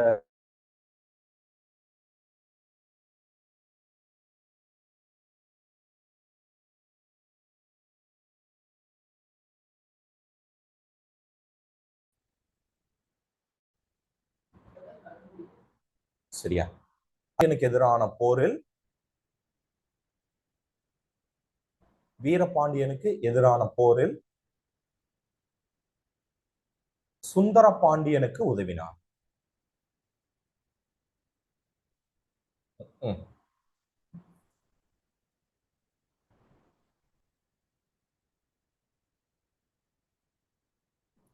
வீரபாண்டி இந்த சைடு அப்படியே போனீங்கன்னா வீரபாண்டின்னு ஒரு ஊர் வரும். சரியா? சேலத்துக்கு இதுக்கு முன்னால ஒரு வேளாண்மை அமைச்சிருந்தார் வீரபாண்டி ஆறுமுகம். சரியா? அவரோட ஊர் வீரபாண்டின்னு இருக்கும். வீரபாண்டின்னு ஒரு ஊர் இருக்குமா? சரியா? போயிருக்கிறீங்களா? போனது இல்ல. சரியா? வீரபாண்டின்னு ஒரு ஊர் இருக்கு. ஏன் அந்த பேருக்கு வீரபாண்டின்னு பேர் வந்துச்சு? அங்க வந்தவங்க எல்லாம் வந்து பாண்டிய வம்சத்தை சார்ந்தவங்களா, அதனால வீரபாண்டின்னு பேர் வச்சுக்கிட்டாங்களா? ஏன் அப்படி ஒரு பேர் வந்துச்சு? அதை கடந்து தானே போறீங்க. யோசிச்சிருக்கீங்களா இல்லையா? எந்த இடத்துல வந்துச்சு?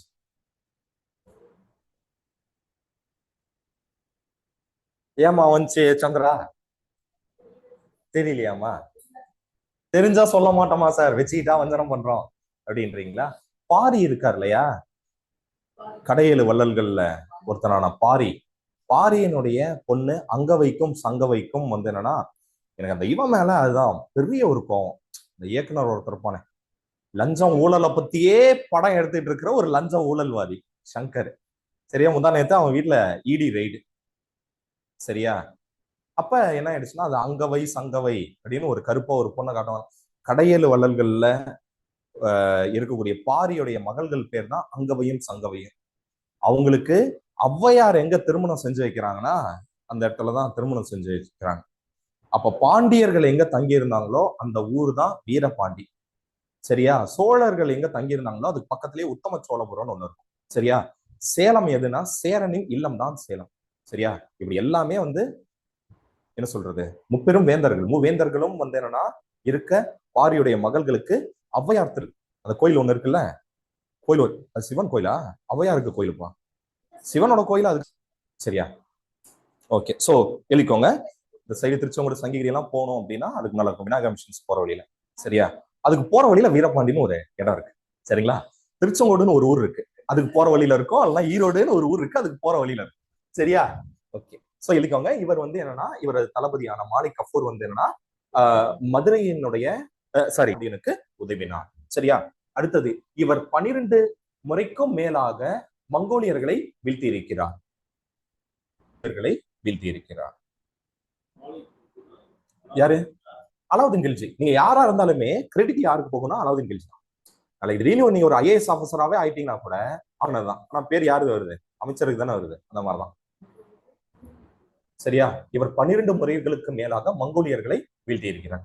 என்ன காரணம் அப்படின்னா இந்த சரியா, ஏன்னா கொடூரமான கொலைகள் வந்த உடனே அந்த ஊர்ல இருக்கிற ஆண்கள் எல்லாத்தையும் வெட்டி சாய்க்கிறது, அங்க இருக்கிற பெண்கள் எல்லாத்தையுமே வந்து என்னன்னா கடத்திட்டு போறது, பொருட்களை திருடிட்டு போறது, கால்நடைகளை திருடிட்டு போறது, அந்த மாதிரி ஒரு பெரிய ஒரு பாதிப்பு மக்களுக்கு இருந்துச்சு. அதனால அவர்களை ஒரு 12 முறைக்கு மேல மங்கோலியர்களுடைய படையெடுப்பை வீழ்த்தி இருப்பாரு. சரியா, ஓகே. அடுத்தது இவர் தொடர்ச்சியான கலகங்களை முறியடிக்க 4 அவசர கால சட்டங்களை கொண்டு வந்திருப்பார். இவர் தொடர்ச்சியான கலகங்களை அல்லது கலவரங்களை முறியடிக்க 4 முக்கியமான அவசர கால சட்டங்களை கொண்டு வந்தார்.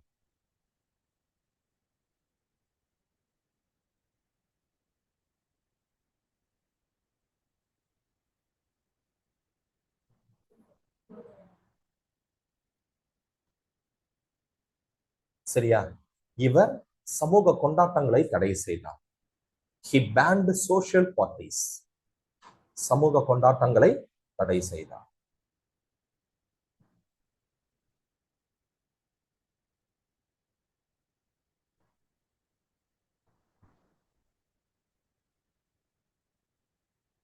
அதே போல இவரது ஆட்சியில் மது தடை செய்யப்பட்டிருந்தது.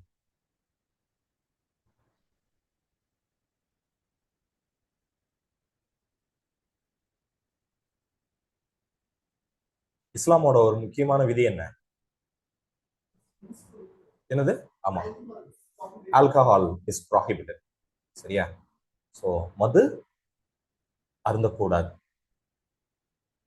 சரியா, அடுத்தது கள்ளச்சந்தைகளை ஒழித்தார். He banned all the black markets.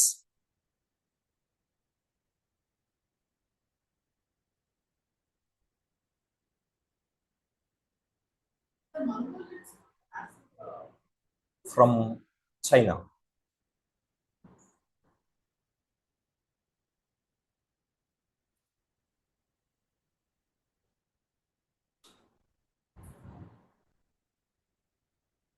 சரியா, இவர் கள்ளச்சந்தைகளை ஒழித்தார். சரியா, இவருடைய ஆட்சியில் அத்தியாவசிய பொருட்கள் தரமானதாகவும் விலை குறைவாகவும் கிடைத்தது.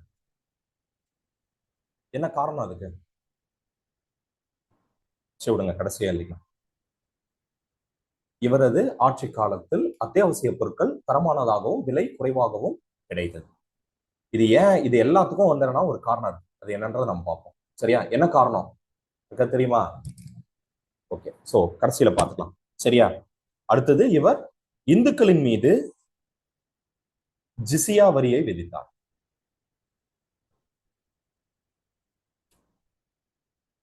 இதே சொல்ல போனா வந்து என்னன்னா, என்ன சொல்றது, வரலாற்றுல ஒரு தவறுன்னு தான் சொல்றாங்க. என்ன காரணம் அப்படின்னு சொல்லி பாத்தீங்கன்னா, இவர் இந்துக்கள் மீது கடுமையாக நடந்து கொண்டாருன்ற மாதிரி சொல்றாங்க.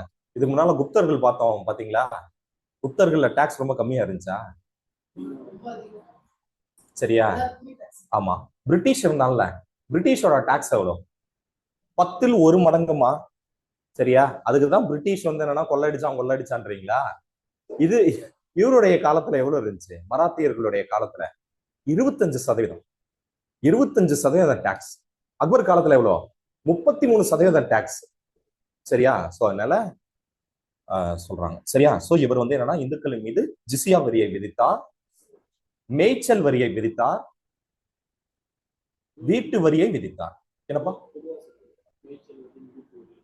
அதெல்லாம் பொதுவானது. இந்துக்களின் மீது வந்து என்னன்னா மேய்ச்சல், சாரி இல்ல, அது இந்துக்களுக்கு தான். இந்துக்களுக்கு தான் வந்து என்னன்னா ஜிசியா வரி, மேய்ச்சல் வரி, வீடு கட்டுற வரி எல்லாம். நான் வரலாற்றுல இன்னொரு ஒரு விஷயத்த மறைச்சிடறாங்க. இஸ்லாமியர்களுக்கு விதிக்கப்பட்ட வரி அது ஜிகாத் டாக்ஸ். நம்மளுக்கு வந்து ஜிசியா இருக்கு இல்லையாமா, ஜிசியா டாக்ஸ் மாதிரி இஸ்லாமியர்களுக்கான வரி அது. இஸ்லாமியர் இந்துக்களுக்கு எப்படி ஜிசியா இருந்துச்சோ, சரியா, இந்துக்களுக்கு எப்படி வந்து என்னன்னா ஜிசியா இருந்துச்சோ, அந்த மாதிரி இஸ்லாமியர்களுக்கு எது அப்படின்னா ஜகாத் டாக்ஸ். சரியா? சரியா? ஜகாத் டாக்ஸ்னா என்ன? ஒவ்வொரு இஸ்லாமியர்களும் தங்களுடைய வாழ்நாள்ல அவங்க சம்பாரிச்சதுல எல்லாம் போக உங்களுடைய லாபத்துல குறைந்தபட்சம் 2.5% நீங்க நல்ல காரியங்களுக்கு செலவிட வேண்டும். சரியா? சோ உங்களுக்கு இயல்பாவே வந்து என்னன்னா அந்த கிறிஸ்டியானிட்டி ஹிந்து, சாரி சாரி ஹிந்துன்னு சொல்லக்கூடாது, கிறிஸ்டியானிட்டி இஸ்லாம்ல வந்து என்னன்னா உங்களுக்கு அந்த இது இருக்கும். சரியா? கடவுள் கொடுத்த அந்த செல்வத்தை இல்லாதவர்களுக்கு பகிர்ந்து கொள்ளக்கூடிய உயர்ந்த இது. நீ அந்த இவங்களோட அந்த இதுல எல்லாம் பாத்தீங்களா, ரமலான் காலகட்டத்துல எல்லாம் இல்லாதவர்கள் நிறைய போய் அங்க மசூதியில போய் உதவி வாங்கிட்டு வருவாங்க. சரியா? நம்ம இந்த கோயில்ல போய் வாங்க முடியுமா? கொஞ்சம் ஹெல்ப் பண்ணுங்க அப்படின்னா டேய் போடா அப்படின்ட்டுருவானுங்க. சரியா? சோ அந்த மாதிரி நிறைய நல்ல விஷயமும் இருக்கும். சரியா? சோ ஜகாத் டாக்ஸ் இருக்கும். சரியா? ஓகே. சோ ஜிசியா வரி, மேய்ச்சல் வரி மற்றும் வீடு கட்டக்கூடிய வரி ஆகியவற்றை வந்து என்னன்னா இவர் இந்துக்களின் மீது வச்சிருப்பார். ரொம்ப ரொம்ப முக்கியமான ஒரு பாயிண்ட் எழுதிக்கோங்க. ஓ, இவர் கிராமங்களை இணைப்பதற்காக தபால் சேவையை அறிமுகப்படுத்தினார்.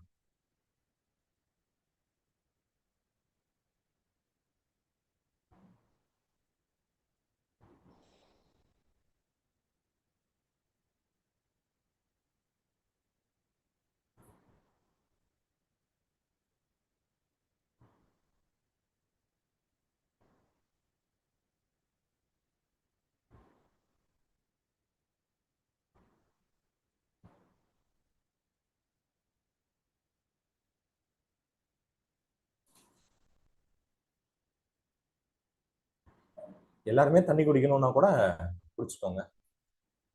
சரியா? ஒகிலாக்காக வெயிட் பண்றோம் நம்ம. அதுலயே எல்லாருமே நீங்க தண்ணி குடிக்கிறதுனாலும் குடிச்சுக்கோங்க.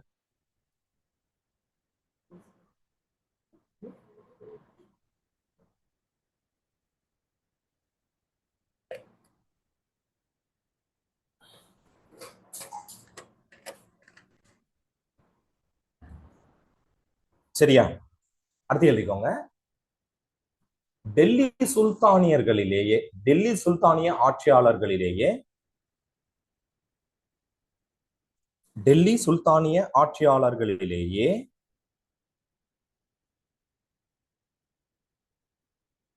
படை வீரர்களுக்கு ஊதியத்தை பணமாக கொடுத்த முதல் ஆட்சியாளர் அலாவுதீன் கில்ஜி.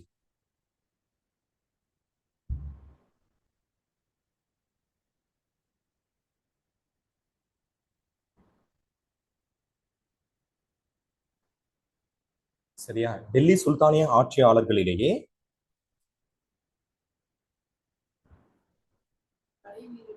படை வீரர்களுக்கு வழங்கிய முதல் ஆட்சியாளர் யாரு அப்படின்னு பாத்தீங்கன்னா யாரு? இவர்தான், அலாவுதீன் கில்ஜி தான். அதுக்கு முன்னால என்னவா இருந்துச்சு அப்படின்னா, போரில் இருக்கக்கூடிய கைப்பற்றப்பட்ட பொருட்கள் இருக்குல்ல, அதுல ஷேர் கொடுத்துருவாங்க. சரியா? பழைய காலத்துல எதுக்கு போர் நடந்துச்சு? கண்ணதாசன் பாட்டு எழுதினாரு, அச்சம் என்பது மடமையடா, அஞ்சாமை தாவிடர் உடமையடா அப்படின்ட்டு எல்லாம் போருக்கு போனாங்கடா. எதுக்காக போருக்கு போனாங்க? போருக்கு போனா உங்களுக்கு நிறைய பொருட்கள் கிடைச்சதுமா. நீங்க உங்க வீட்டுல இல்லாத பொருட்கள், நிறைய பொருட்கள் உங்களுக்கு போர்ல கிடைச்சது. சரியா? போர்ல வந்து என்னன்னா உங்களுக்கு பொருட்கள் கிடைச்சது, கால்நடைகள் கிடைச்சது, பெண்கள் கிடைச்சாங்க.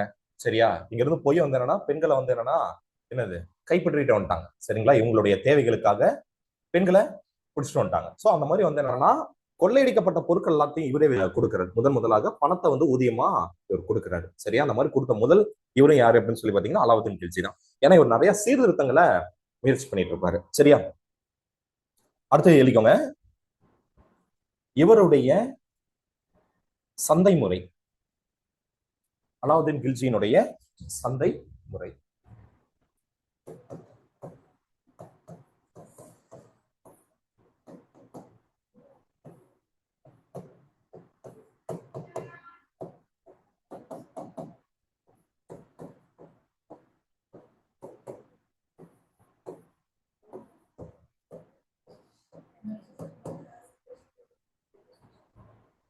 டிஸ்கஸ் பண்ணி முடிச்சிட்டீங்களா? என்னது ஏசி போடணுமா?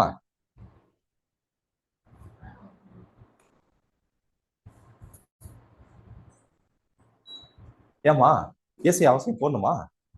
ஓகே போட்டுங்க, போடுங்கம்மா.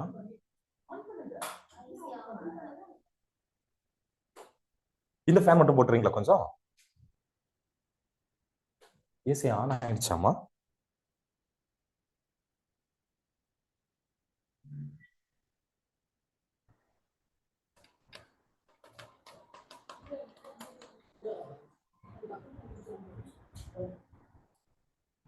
இந்தாங்கப்பா.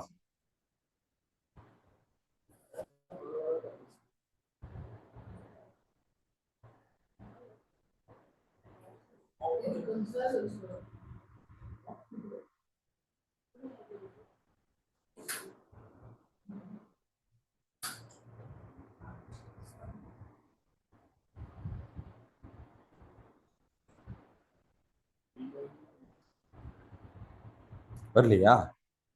எவ்வளவு நேரம் வந்துச்சு?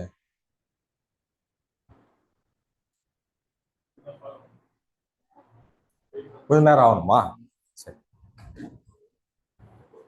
அதுவும் என்ன மாதிரி ஆட் இருக்குது, கொஞ்ச நேரம் கழிச்சுதான் மூளை வேலை செய்யும். சரி, ஓகேவா? சரி, இவருடைய சந்தை மதிப்புல என்னமா சாருமதி, எனக்கு மூளை கொஞ்சம் லேட்டா தான் வேலை செய்யறதுக்கு இவ்வளவு சந்தோஷமாமா உனக்கு? சரியா? சந்திரா எல்லாம் பாருமா வந்து என்னன்னா கமுக்கமா சிரிச்சிட்டு இருக்கிறாங்க, நீ இப்படி சிரிச்சிட்டியேமா. சரி, ஓகேவா? சரி, இவருடைய சந்தை மதிப்பு என்ன அப்படின்னு பாத்தீங்கன்னா, ரெண்டு மிக முக்கியமான அதிகாரிகள் இருந்தாங்க. ஒன்னு திவானி ஐ ரியாசத் அப்படின்னு ஒருத்தவங்க, இன்னொன்னு யாருன்னா சகானி ஐ மண்டி. சரியா? இத ஒரு அதிகாரியோடையும் தொடர்பு படுத்துறாங்க, ஒரு அமைப்போடையும் தொடர்பு படுத்துறாங்க. இது ஒரு ஆபீஸாவும் இருக்கலாம், ஆபீசர்ஸாவும் இருக்கலாம் அப்படின்னு சொல்றாங்க. திவானி ஐ ரியாசத், சஹானி ஐ மண்டி. இந்த அதிகாரிகள் சந்தைகளை ஒழுங்குபடுத்துவதற்காக நியமிக்கப்பட்டனர். இந்த அதிகாரிகள் சந்தைகளை ஒழுங்குபடுத்துவதற்காக நியமிக்கப்பட்டனர்.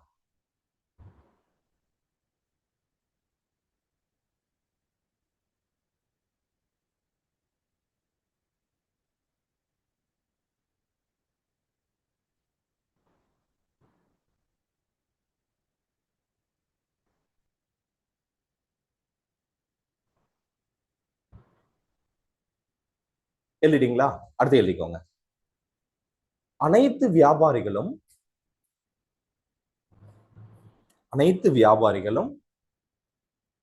சஹானி ஐ மண்டி அலுவலர் ஆன் ஆயிடுச்சாப்பா?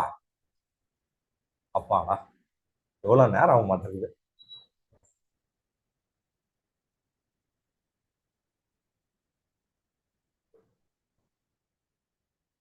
கிளாஸ்ல ரொம்ப காத்தோட்டம் கம்மியா இருக்கிறதுனால ஓகே. ஆனா முடிஞ்ச அளவுக்கு வந்து என்னன்னா ஏசி அதையும் யூஸ் பண்ணிக்காதீங்க. ஆமா. இல்ல இங்க காத்தோட்டம் இல்ல, ஆனா வீட்ல எல்லாம் இருந்தீங்கன்னா அந்த மாதிரி பண்ணிக்கோங்க. சரியா? ஹலோ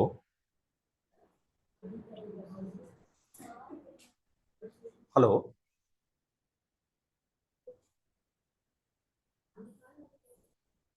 ஹலோ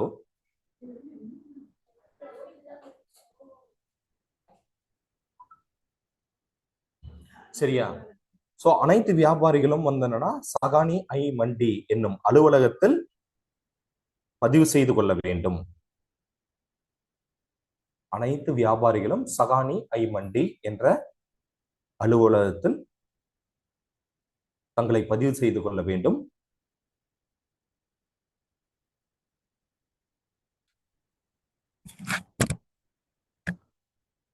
அதே போல பொருட்கள்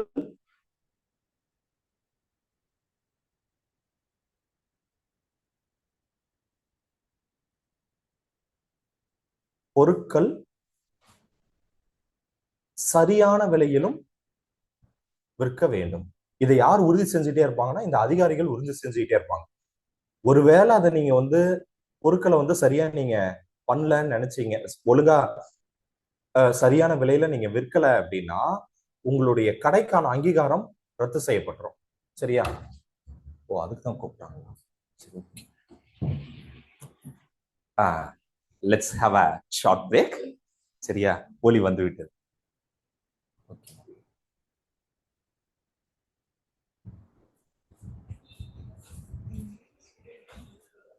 அது என்னன்னா அந்த டைம்ல அந்த திரம் மூளைக்குள்ளார போனாலாம இது வேலை செய்ய ஆரம்பிக்கும். சரியா? ஓகே. சோ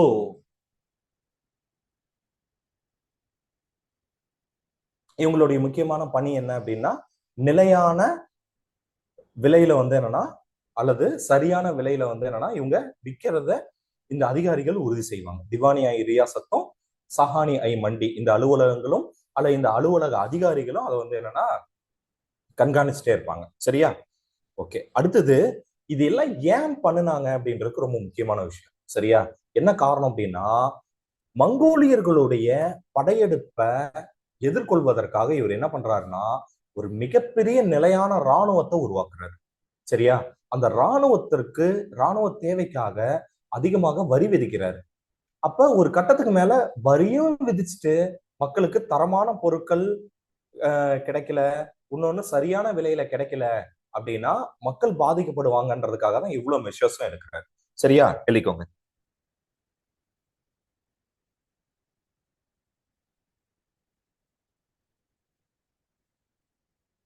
இவர் மங்கோலியர்களினுடைய படையெடுப்பிலிருந்து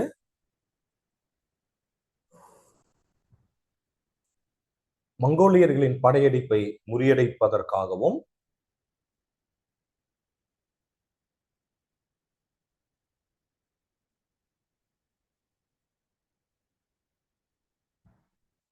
மங்கோலியர்களின் படையெடுப்பை முறியடிப்பதற்காகவும்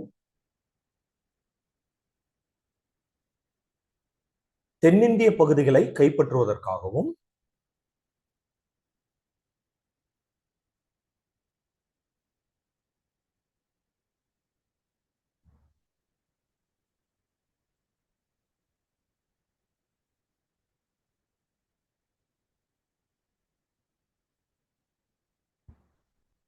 டெல்லி சுல்தானிய ஆட்சியாளர்களிலேயே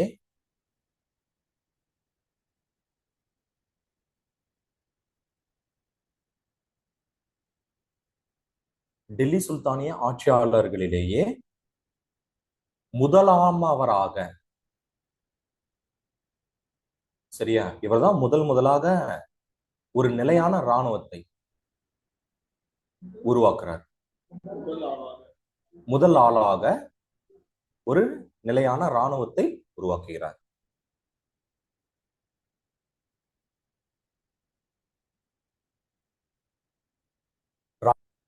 மக்களிடம் வரிகள் விதிக்கப்பட்டது. அதற்கு மாறாக இராணுவ என்னப்பா சொன்னேன் இப்ப நானு, ஊதியம் வழங்குவதற்காக மக்களிடம் வரி விதிக்கப்பட்டது. அதற்கு மாறாக மக்களுக்கு குறைவான விலையில் தரமான குறைவான விலையில் தரமான பொருட்கள் கிடைத்தது.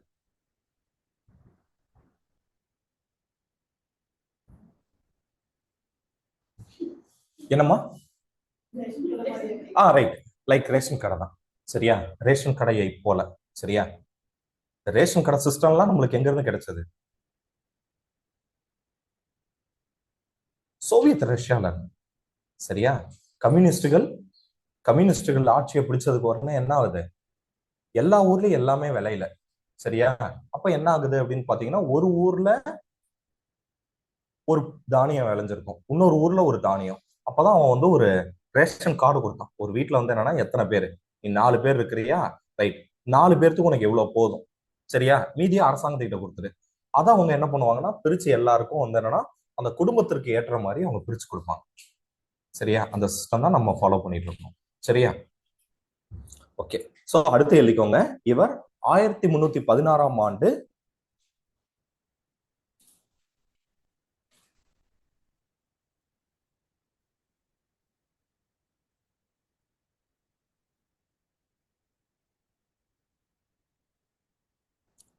1316 1316 ஆண்டு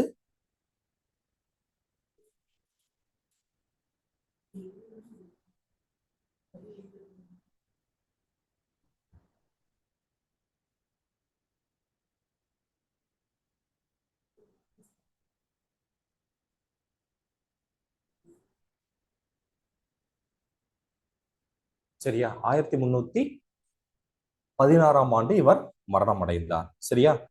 இவருக்கு பின் வந்த குத்புதீன் முகமது முபாரக் ஷா மற்றும் இவருக்கு பின் வந்த குத்புதீன் முகமது முபாரக் ஷா மற்றும்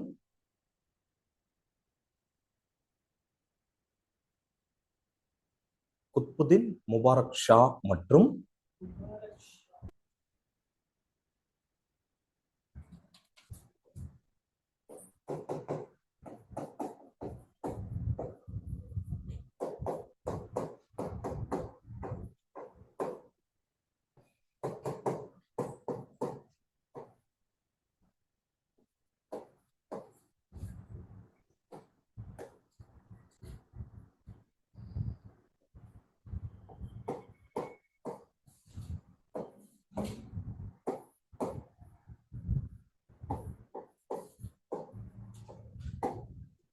இவருக்கு பின் வந்த குத்புதீன் முபாரக் ஷா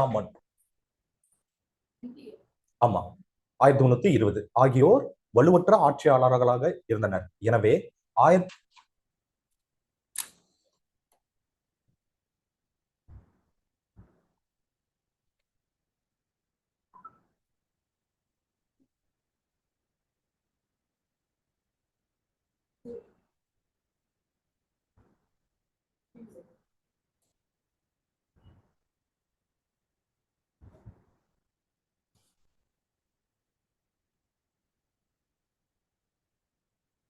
சரியா? ஓகே. அடுத்து எழுதிக்கோங்க. துக்ளக் வம்சம். அடுத்து நம்ம பார்க்கக்கூடிய வம்சம் எது அப்படின்னா துக்ளக்.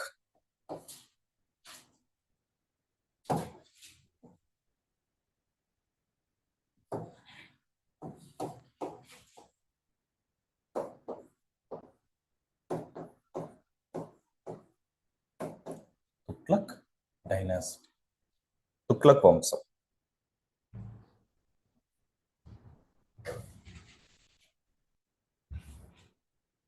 துக்ளக் வம்சம் எந்த வருடத்திலிருந்து எந்த வருடம்?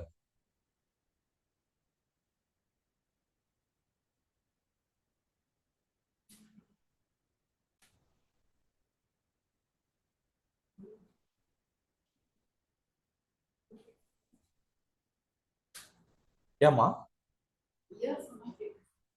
துக்ளக் வம்சம் எந்த வருடத்திலிருந்து எந்த வருடம்? 1328. சரி, 1320 இருந்து 1414 1413.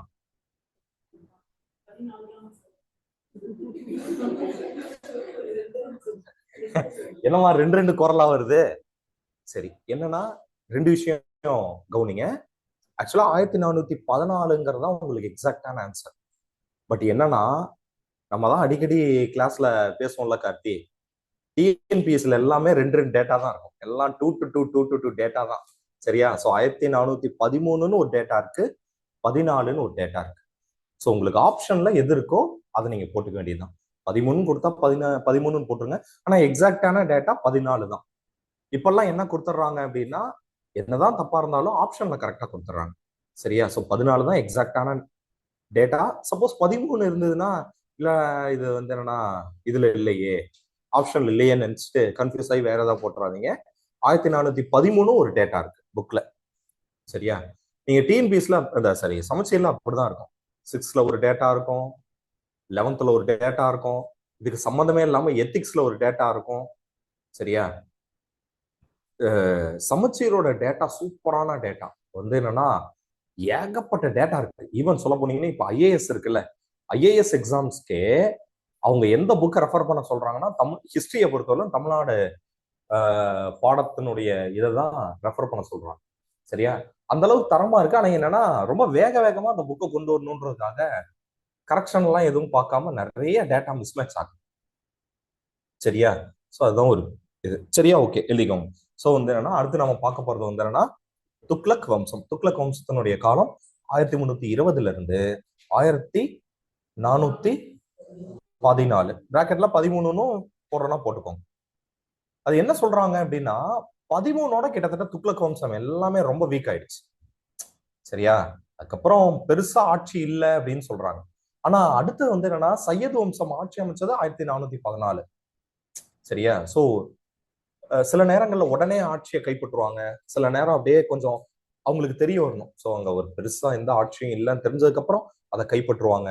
அதுக்கு சில காலம் எடுத்திருக்கலாம். ஆனா மொத்தம் எப்படின்னா 13ஓட வந்து என்னன்னா துக்ளக் வம்சம் வீழ்ச்சி அடைஞ்சிருக்கு. சரியா? ஓகே, ஸோ எழுதிக்கோங்க. துக்ளக் வம்சத்தை தோற்றுவித்தவர் யாரு அப்படின்னு சொல்லி பாத்தீங்கன்னா கியாசுதீன் துக்ளக். துக்ளக். ஓகே, இருங்க, இதுக்கு வருஷம் போட்டுருவோம்.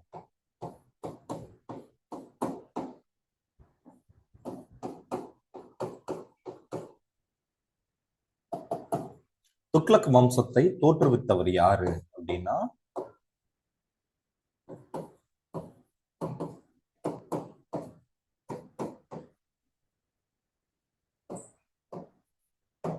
கியாசுதீன் துக்ளக்.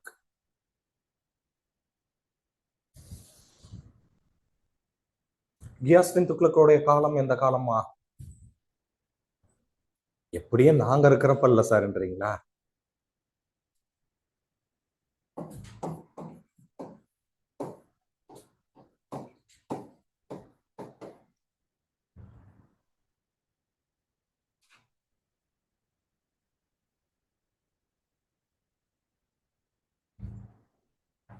இந்தியன் ஹிஸ்டரி ஏன் ரொம்ப போரிங்கா இருக்கு அப்படின்றது ஒரு காரணம் என்ன அப்படின்னா, உங்களுக்கு வெளிநாட்டுல இருக்கக்கூடிய ஹிஸ்டரி இருக்குல்ல, அது அங்க இருக்கக்கூடிய மக்களோட சம்மந்தப்பட்டிருக்கும்.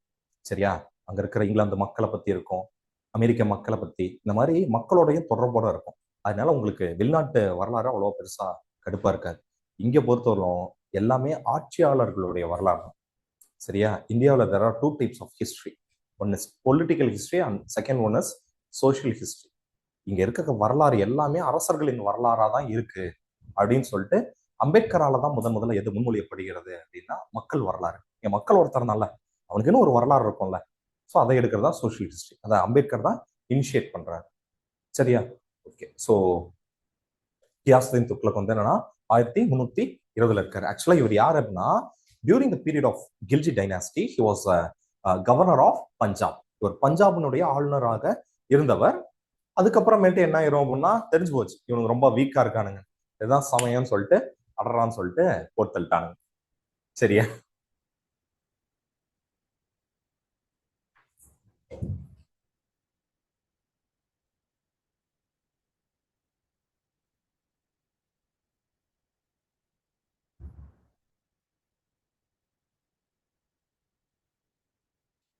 ஆஹ் இந்த இவர் இருக்காரு இல்லையா, கியாசுதீன் துக்ளக் இருக்காருல்ல, இவருடைய இன்னொரு பேர் என்ன? காசி மாலிக். அவ்வளவுதான். இதை தாண்டி இவரை பத்தி பெருசா தெரிஞ்சு கொள்றதுக்கு வேற எதுவுமே இல்லை. அடுத்து இவருடைய என்னமா? காசி மாலிக்.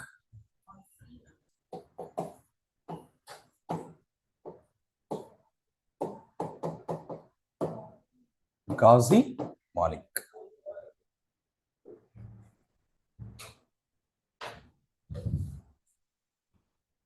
சரியா?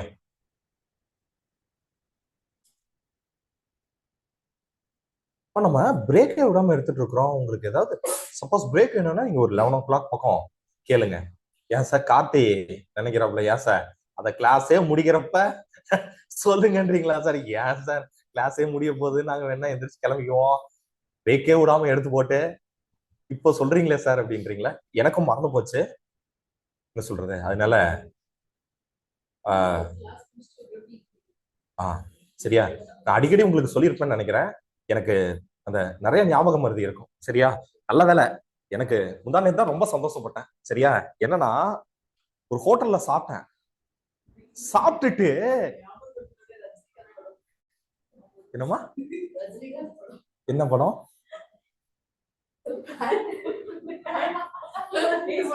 நல்ல வேலை, அப்படி ஒரு சம்பவம் எதுவும் நடக்கல. என்னன்னா ஒரு ஹோட்டல்ல சாப்பிட்டேன். சாப்பிட்டுட்டு என்ன ஆயிடுச்சு அப்படின்னு சொல்லி பார்த்தா, சாப்பிட்டு நான் பாட்டுக்கு வண்டி எடுத்துட்டு வந்துட்டேன். அதுக்கப்புறமேட்டு தான் நான் வீட்டுக்கு வந்ததுக்கு அப்புறம் தோணுச்சு, என்னன்னா நான் பணம் கொடுக்கல அப்படின்னு. எனக்கு என்ன அப்படின்னா, அந்த ஹோட்டல் கடைக்காரன் அவனை என்னென்ன திட்டிருப்பான் பாடுறான், வெள்ளையும் தொலையுமா வந்தான், டீசெண்டா வந்துட்டு அவன் பாரு ஒரு சாப்பிட்டு போயிட்டான் அப்படின்ற மாதிரி. அவன் நம்மளுக்கு என்ன திட்டினானோ தெரியல. சரின்னு சொல்லிட்டு அப்புறம் அடுத்த நாள் நான் போனேன். இந்த கிளாஸ் எல்லாம் முடிச்சுட்டு ஒரு 3 மணிக்கு போறேன். அவன் சார் சாப்பாடு இல்லை சார், தீந்துருச்சுனா. இல்ல இல்லைங்க ஒன்றும் பிரச்சனை இல்லை, நான் நேற்று வந்து சாப்பிட்டுட்டு காசை கொடுக்க மறந்துட்டேன், அதை கொடுக்கத்தான் வந்தேன்னு ரொம்ப சந்தோஷப்பட்டேன். நான் காசு கொடுக்கலன்றது அவனுக்கு ஞாபகம் இல்லை. அப்பாடா நம்மள மாதிரி இன்னொருத்தர் இருக்கிறான் இருக்குடா அப்படின்னு சொல்லிட்டு அதுக்கப்புறம் போட்டு சரி சார் அதனால என்ன பரவாயில்ல, நீங்க திரும்ப நீங்கன்னா கொடுக்க போறது இல்லைன்னா சரி விடுறா, நைட் என்ன திட்டினியோன்னு மனசுல வச்சுட்டு நான் கொடுக்கணுங்கிறது அவனுக்கு ஞாபகம் இல்லை. சரியா? இந்த மாதிரிலாம் நிறைய நடந்திருக்கு. சரியா? என்ன சொல்றது, திடீர்னு இங்க கிளாஸ் எடுக்கிறதுக்கு எல்லாம் வேற ஒரு இன்ஸ்டியூட்ல போய் நிற்பேன். சார் நீங்க உங்களுக்கு கிளாஸ் இல்லையே? இல்ல இல்ல சார் கிளாஸ் இல்ல, அடுத்த டைம் டேபிள் பண்ணி கேட்டு போலான்னு வந்தேன். இல்ல சார் அதான் நாங்க போன்லயே அமிச்சிட்டோமே சார், போன்லயே அமிச்சிட்டோமே சார். இல்ல இல்ல ஆமாங்க போன்ல ரைட்டு, ஓகேங்க ஓகேங்க அப்படின்ட்டு வந்துருங்க. சரியா? சோ அதனால என்ன சொல்றது, ஐயோ அவங்க ரொம்ப கஷ்டம்.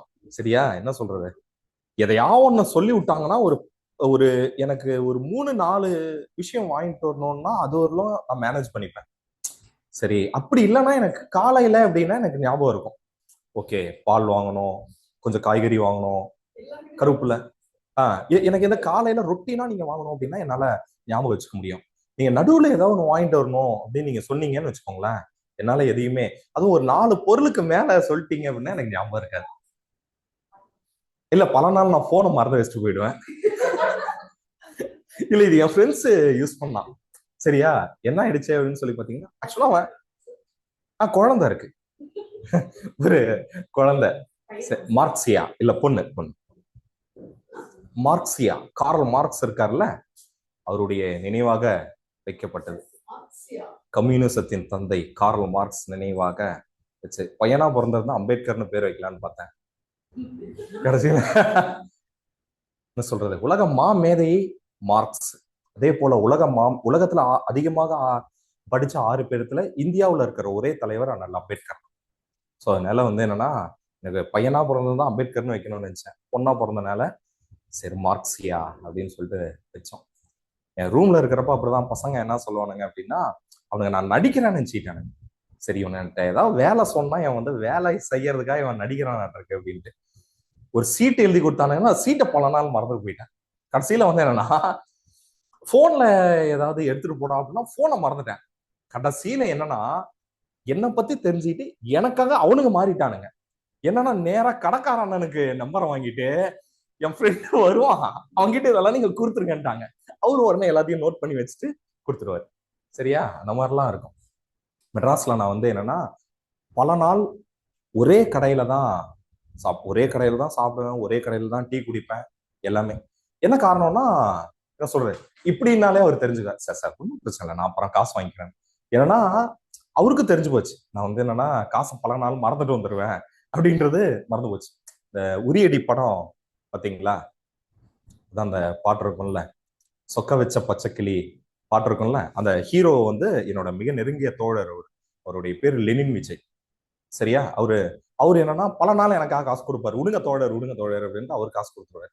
இல்லைன்னா காசை மறந்துட்டு போயிடுவேன். சரி, ஒரே கடையா இருந்ததுன்னா அவங்களுக்கு நம்மள தெரியும். சரியா, அது இல்லாம நானு லெனின் விஜய் எல்லாம் நிறைய நேரம் பேசிக்கிட்டே இருப்போம். பேசுறதெல்லாம் வச்சு அவரும் நினைச்சுக்குவாரு, சரி இவனுக்கு ஏதோ ஒரு மார்க்கமான ஆளுங்களாட்டு இருக்கு அப்படின்னு சொல்லிட்டு. அதனால என்னன்னா, சரி ஓகே இவர் மறந்துடுறாருன்னு சொல்லிட்டு அப்புறம் என்ன சொல்றது, ஒரு காஃபி குடிக்க போனோம்னா காசு இருந்துச்சுன்னா ஓகே, இல்லைன்னா ஒன்றும் பிரச்சனை இல்லை சார், அடுத்த கொடுத்துருங்க அப்படின்றாங்க. அதனால எல்லாமே அங்க ஒரு ஸ்கெட்ச் போட்ட மாதிரி, இங்க இருந்து அங்க போறோம் காஃபி குடிக்கிறோம், இங்க இருந்து அங்க போறோம் டிஃபன் சாப்பிட்றோம், இப்படிதான் இருக்கும். சரியா, எப்படிமா, ஏன்பா எப்படி கண்டுபிடிச்சீங்க? இல்ல இல்ல ஒன்றும் பிரச்சனை இல்லை, சொல்லுங்க, நான் எதுக்கும் வந்து சீரியஸா எடுத்துக்கிறேன். ஓ அப்படியா, ஆமா, நான் திரும்ப ஏதா சொன்னேன் சொல்லலன்னு வேற எனக்கு தெரியாது. இந்த கிளாஸ்ல சொன்னா சொல்லலையா அது வேற எனக்கு தெரியாது. ஓகே. ஓ அது ஞாபகம் இருக்கு, ஆனா அதை தாண்டி எதுவும் ஞாபகம் இருக்காது. ஓகே, சோ அடுத்து வந்து என்னன்னா, துக்ளக் வம்சத்துல வந்து என்னன்னா இவர் ஃபர்ஸ்ட் காசி மாலிக் வந்து என்னன்னா அரியணை ஏறுறாரு. அடுத்தது இவருடைய மகன் ஜுனா கான் என்பவர் இவருக்கு அடுத்து அரியணை ஏறார். இவருடைய மகனான ஜுனா கான் என்பவர் காசி மாலிக்கு பிறகு அரியணை ஏறார். சரியா, ஆக்சுவலா என்ன இருக்கும் அப்படின்னா, கவனிங்க,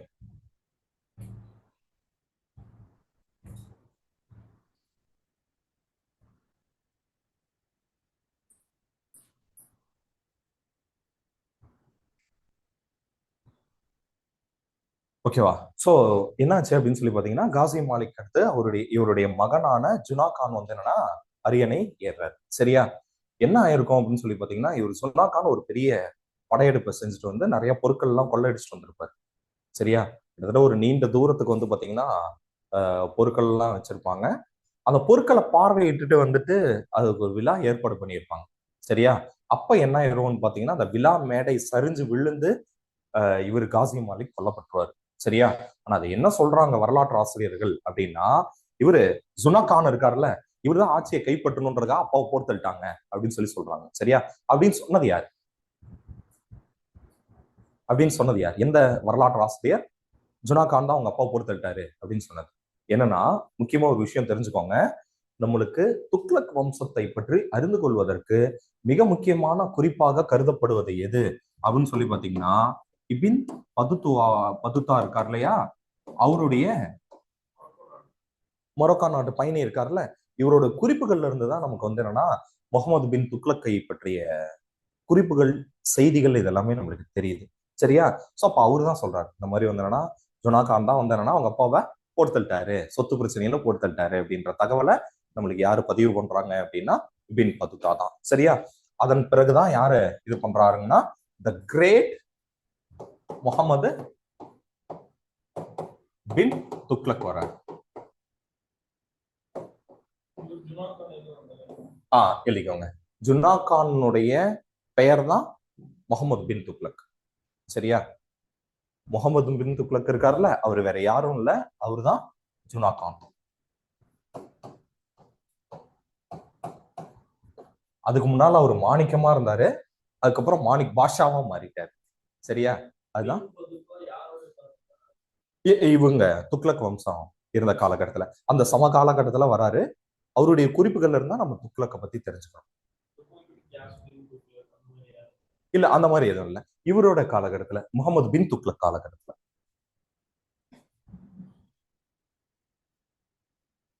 சரியா, ஓகே, சோ இவருடைய பேரு ஜுனா கான். சரியா, ஓகே, என்ன சொல்றது, இஸ்லாமிய ஆட்சியாளர்கள்லயே ரெண்டே பேர் தான் அதிகமாக படித்தவர்கள். யார் யார்? இஸ்லாமிய ஆட்சியாளர்களை அதிகமாக படித்தவர்கள் 2 பேர் தான். சொன்னனால ஜுனா கான்ட்டீங்களா? ஓகே, உண்மைதான். சரியா? சோ முகமது பின் துக்ளக். சரி, அப்ப வேற யாரு இன்னொருத்தர்? முகமது பின் துக்ளக் ஒருத்தர். சரியா? அதிகமாக கல்வி கற்றவர். சரியா? என்ன பிரச்சனை அப்படின்னா, இவர் எல்லாத்தையுமே புதுமையாக முயற்சி செஞ்சிருப்பாரு. எல்லாமே ஃபெயிலியர். சரியா? சோ அதனால முகமது பின் துக்ளக் ஒருத்தர். இன்னொருத்தர் யாரு அப்படின்னு சொல்லி பாத்தீங்கன்னா ஹுமாயூன், முகலாய மன்னரான ஹுமாயூன். இவங்க 2 பேர் தான் அதிகமாக படிச்சவங்க. சரியா?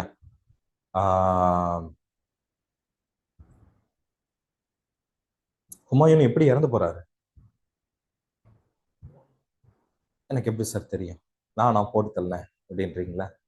ஹுமாயூன் எப்படி செத்து போனாரு?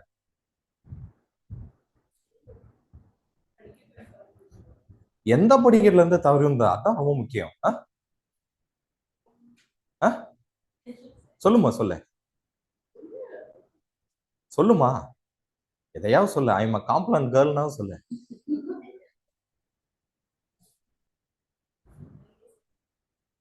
நானே சொல்லிட்டேம்மா. சரி, மாடியில இருக்கக்கூடிய நூலகத்துல படிச்சுட்டு வரும்போதுதான் தட்டிக்கு விழுந்துட்டாரு. சரியா? மேபி அவர் ஏதாவது படிச்சுட்டு சிந்தனையோடய வந்திருக்கலாம். சரியா? சோ அதனால வந்து என்னன்னா அதுல இருந்து தடுக்கி விழுந்துட்டார். சரியா? ஆனா அதுக்காக நீங்க வந்து என்னன்னா அக்பரை நீங்க சாதாரணமா எடை போட்டுற முடியாது. சரியா? அக்பர் யாரு? அக்பருக்கு சுத்தமா படிப்பறிவு இல்லை. சரியா? அவரோட பேரை கூட அவருக்கு வந்து என்னன்னா எழுத தெரியாது. அந்த அளவுக்கு அக்பருக்கு சுத்தமாக படிப்பறிவு இல்லை. சரியா? அதுக்காக படிப்பறிவுல முட்டாள்னு சொல்லிடலாமா அக்பரை? படிக்காத, சுத்தமாக படிப்பறிவு இல்லாத அக்பர் தான் தன்னுடைய நூலகத்துல 50,000த்திற்கும் மேற்பட்ட நூலகங்களை வச்சிருந்தார். அந்த நூலகங்களை, அந்த நூல்கள் எல்லாத்தையுமே இவர் படிக்கல அப்படின்னாலும் பிறர் படிக்க கேட்டு இவர் டெய்லி 1.5 மணி நேரம் 2 மணி நேரம் கேட்பார். என்னப்பா அந்த புக்ல என்னப்பா சொல்லியிருக்கு அப்படின்னு சொல்லிட்டு இவர் உட்காந்து கேட்டுட்டு இருப்பார். யாரோ ஒருத்தர் இவருக்கு அந்த புத்தகத்தை வாசிச்சு காட்டணும். சரியா? வாசித்து காட்டிய தகவல்கள் உண்மையானதா அப்படின்றத அவர் உறுதி செய்யறதுக்காக அவர் கட்டிய மண்டபம் தான் என்னன்னா இபாதத் கானா. இபாதத் கானாலதான் இருக்கக்கூடிய என்ன சொல்றது பல அறிஞர்கள், கிறிஸ்தவ மதத்தை சார்ந்தவர்கள், பௌத்த மதத்தை சார்ந்தவர்கள், சீக்கிய மதத்தை சார்ந்தவங்க, இந்து மதத்தை சார்ந்தவங்க, இவங்க எல்லாமே அவங்களுடைய கருத்துக்களை சொன்னாங்க, தத்துவங்களை சொன்னாங்க. அது எல்லாமே ஒரு மிக முக்கியமான ஒரு விவாத களமாக இருந்தது. உங்களுக்கு புக்ல என்ன கொடுத்திருப்பான் அப்படின்னா சமயம் சார்ந்த விவாதங்கள் நடக்கும் அப்படின்னு சொன்னான். சமயம் சார்ந்தது மட்டுமல்ல, அவர் படிச்ச தகவல்கள் எல்லாத்தையுமே அங்க இருக்கிற அறிஞர்கள்ட்ட பேசினார். அது விஞ்ஞானமாகட்டும், சமூகமாகட்டும், வரிகள் தொடர்பானதாகட்டும், அவர் கத்துக்கிட்ட எல்லாத்தையுமே அங்க இருக்கிற அறிஞர்கள்ட்ட பேசினார். சரியா? அந்த மாதிரி வந்து என்னன்னா என்ன சொல்றது, கட்டாயம் ஒவ்வொருவரும் உங்களுடைய வீட்டுல ஒரு சின்ன நூலகமாவது வச்சுக்கோங்க. சரியா? நீங்க வந்து என்னன்னா என்ன சொல்றது, குறைந்தபட்சம் நாளைக்கு நீங்க உங்களுடைய குழந்தைகள் வாசிப்பதற்காக ஒரு நூலகத்தை உருவாக்குங்க. இப்போ வரலும் என் வீட்டுக்காரம்மா, எங்க அம்மா எல்லாம் சேர்ந்து திட்டிகிட்டே இருக்கிற ஒரே ஒரு விஷயம் அதுதான். சரியா? நீங்க எப்ப வேணாலும் என்னோட வீட்டுக்கு வரலாம். என் வீட்டுல நான் சொத்துன்னு நான் வந்து கருதுறது, என்னுடைய வீட்டுல கிட்டத்தட்ட ஒரு 6,000 புத்தகத்துக்கு மேல இருக்கும். 6,000 6,500 புத்தகத்துக்கு மேல இருக்கும். வீடு முழுவதும் புத்தகமா தான் இருக்கும். என்னுடைய அறை முழுவதும் புத்தகமா தான் இருக்கும். என் கட்டில் முழுவதும் புத்தகமா தான் இருக்கும். சரியா? கண்டிப்பா. சரியா? வாசிப்பு ரொம்ப முக்கியமானது. நான் படிச்சதுக்கு இதெல்லாம் இது வந்து என்னன்னா அடுத்த கட்டத்துல நம்மளுடைய குழந்தைகளுக்கு மிக முக்கியமான தேவைப்படுது. சரியா? நீங்க உங்களுக்கு ஒரு பெரிய உலகத்தை நீங்க உங்களுக்கு காட்ட வேண்டியிருக்கு. சரியா? லெனின் விஜயோட பேசிட்டு இருக்கும் போது தான் சொல்லுவேன். என்னன்னா வீரம் விளைந்ததுன்னு ஒரு நாவல் இருக்கும். அந்த நாவல் வந்து என்னன்னா அலெக்சாண்டர் ஆஸ்ட்ரோவிச் அப்படின்னு ஒருத்தர் எழுதியிருப்பார். அந்த நாவலோட முக்கியமான சாராம்சம் ஒரே ஒரு விஷயம் தான். என்னன்னா இந்த உலகத்துல கிட்டத்தட்ட 17-18 வருஷத்துக்கு முன்னால படிச்ச நாவல். அதுல ஒரு வரி வரும், என் வாழ்க்கையில மறக்க முடியாது, என் வாழ்க்கையில நான் தத்துவமாக ஏற்றுக்கொண்ட வரி அதுதான். என்னன்னா இந்த உலகத்துல நமக்கான மிகப்பெரிய சொத்து நம்ம வாழக்கூடிய வாழ்க்கை தான். அதை முடிஞ்ச அளவுக்கு மகிழ்ச்சியா வாழ்ந்துடணும். எவனுக்கு எந்த பிரச்சனையும் இல்லாம, எந்த ஒரு சாதிய கட்டத்துக்குள்ளார ஒடுங்கி, மத கட்டமைப்புக்குள்ளார ஒடுங்கி, இல்ல பணத்தை பேங்க்ல போட்டு சேமிச்சு வச்சா அப்பா வட்டி வருது வட்டி வருதுன்ட்டு அந்த மாதிரிலாம் இல்லாம ஒரே வாழ்க்கையில கிடைச்ச ஒரே சொத்து அதுதான். அதான் லெனின் விஜய்கிட்ட சொல்லுவேன். அது ரொம்ப அவரு சொன்ன டயலாக் ஒன்று, what is your aim in life, ஜாலியா இருக்கணும். அது ஒரு பெரிய தத்துவம் அப்படின்னு நான் சொல்லுவேன். அது ஒரு பிலாசபி அப்படின்னு சொல்லுவேன். சரியா? ஸோ அந்த மாதிரி வந்து என்னன்னா, முடிஞ்ச அளவுக்கு மகிழ்ச்சியா இருக்கிறதா நம் வாழ்க்கையில் நம்மளுடைய மிக முக்கியமான கடமை. அந்த மகிழ்ச்சி எப்படி வரும்? எக்ஸாம் பாஸ் பண்ணாதான் வரும். சரியா? அதனால பாத்துக்கங்க. சரியா? என்ன சார் ஏதோ சொல்லுவீங்கன்னு பார்த்தா கடைசியில் எக்ஸாம்ல முடிச்சிட்டீங்களே சார் அப்படின்றீங்களா? இல்லைங்க. சரி, ஓகே. ஸோ ஜுனா கான் தான் வந்து என்னன்னா முகமது பின் துக்ளக். சரியா? முக்கியமா என்ன இவரோட காலம் எழுதிக்கோங்க. 1325 இருந்து 1351. சரியா? ஒரு புக்ல 61 கொடுத்துருப்பாங்கப்பா, அது டைப்பிங் மிஸ்டேக். சரியா? 51. சரியா? இவர் ரொம்ப முக்கியமான விஷயம் என்ன? இவரு முகமது பின் துக்ளக் அப்படின்னா உங்க ஞாபகத்துக்கு வர்றது என்ன? என்னமா?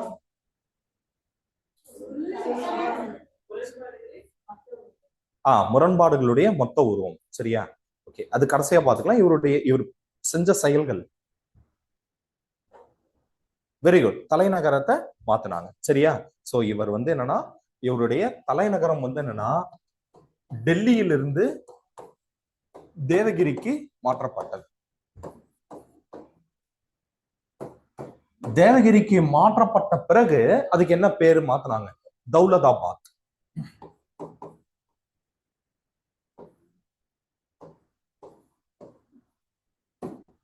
தௌலதாபாத் அப்படின்னா அதுக்கு என்ன அர்த்தம்?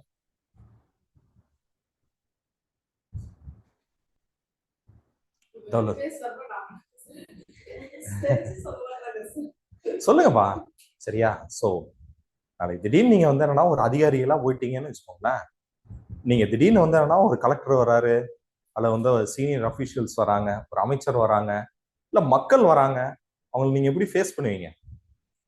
சரியா? அது அது வந்து அப்படின்னீங்கன்னு வச்சுக்கோங்களேன், எப்படி இருக்கும்? சரியா? ஒரு படத்துக்கு இவர் தௌலதாபாத் தேவகிரிக்கு வந்ததுக்கு அப்புறம் அந்த நகரத்தினுடைய பேரை மாத்திட்டார், தௌலதாபாத் அப்படின்னு. சரியா? தௌலதாபாத்னா அதுக்கு என்ன அர்த்தம்? இனிமேல் வந்து என்னன்னா கேள்வி கேட்டு அதுக்கு பதில் சொல்லனா 2 ரூபா ஃபைன். 1 ரூபா வச்சுக்கலாமா? அப்பயும் நான் சொல்றாங்க அதிகங்க, எப்படியும் சொல்ல மாட்டோம். நஷ்டம் அதிகமாயிடுச்சுன்னா என்ன பண்றது கம்பெனிக்கு அப்படின்றீங்களா? இல்ல எல்லாருக்குமே. சரியா? ஓகே. சோ தௌலதாபாத்னா என்னன்னா செழிப்பான நகரம் அப்படின்னு அதுக்கு இருக்கு. தௌலதாபாத்துக்கு செழிப்பான நகரம் அப்படின்னு சொல்லிட்டு அதற்கு ஒரு பெயர் உள்ளது.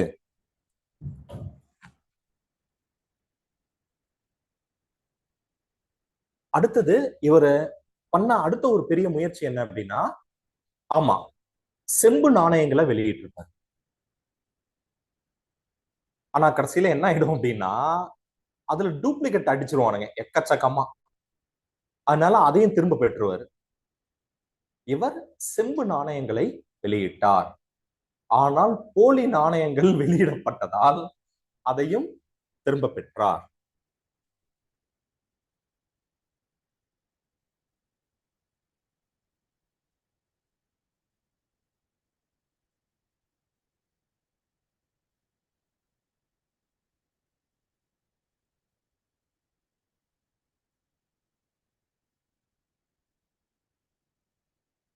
சரியா?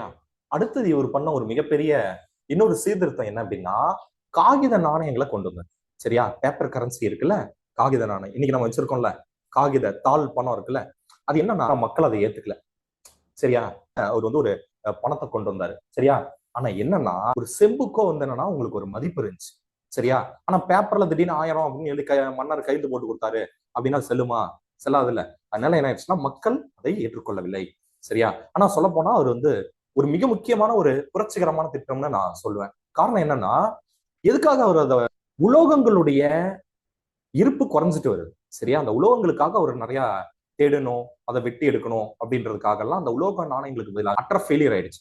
ஈவன் சொல்ல போனீங்கன்னா தேவகிரி டு தௌலதாபாத் இருக்குல்ல, இதுவே வந்து பாத்தீங்கன்னா உங்களுக்கு வந்து என்னன்னா ஒரு முக்கியமான திட்டம் தான். காரணம் என்ன அப்படின்னா இந்த மங்கோலியர்கள் வந்த உடனே என்ன ஆயிருதுன்னா, அங்க இருக்கக்கூடிய ஊரை சூறையாடுறாங்க. சூறையாடி அந்த என்னன்னா பொருட்களை கொள்ளையடிக்கிறாங்க. அதுக்கப்புறமேட்டு அங்க இருக்கக்கூடிய பெண்களுக்கு அவங்கனால பயங்கர பிரச்சனை வருது. ஆண்களை வெட்டி சாச்சிட்டு போயிட்டே இருக்கான். சரியா? அடுத்து வந்து என்னன்னா, குழந்தைங்க இருந்தா கூட விட்டு வச்சா அது நாளைக்கு திரும்ப ஒரு ஜெனரேஷனா மாறும்னு சொல்லிட்டு குழந்தைங்க முதற்கொண்டு எல்லாத்தையும் கொண்டுட்டு போறாங்க. சரியா? அப்ப இதுல இருந்து மக்களை பாதுகாக்க வேண்டும் அப்படின்றதுக்காக, மக்களுடைய சிரமங்களை குறைக்க வேண்டும் என்பதற்காகத்தான் இவர் என்ன பண்றாருன்னா, தௌலதாபாத்துக்கே கூப்பிட்டு போறாரு. ஒண்ணு வந்து என்னன்னா, அவங்க டெல்லியை கைப்பற்றிட்டாங்கன்னா தன்னுடைய ஆட்சி போயிடும். இன்னொன்னு என்னன்னா, அங்க இருக்கிற மக்களுக்கு பெரும் துன்பம் நேருகிறது மங்கோலியர்களுடைய படையெடுப்புனால. அதுக்காகத்தான் அவர் என்ன பண்ணிருப்பாருன்னா தேவகிரிக்கு போயிருப்பாரு. சரியா? ஆனா என்ன இருக்குன்னா, இவரோட இஷ்டத்துக்கு இவர் அறிவிச்சிருவாரு. சரியா?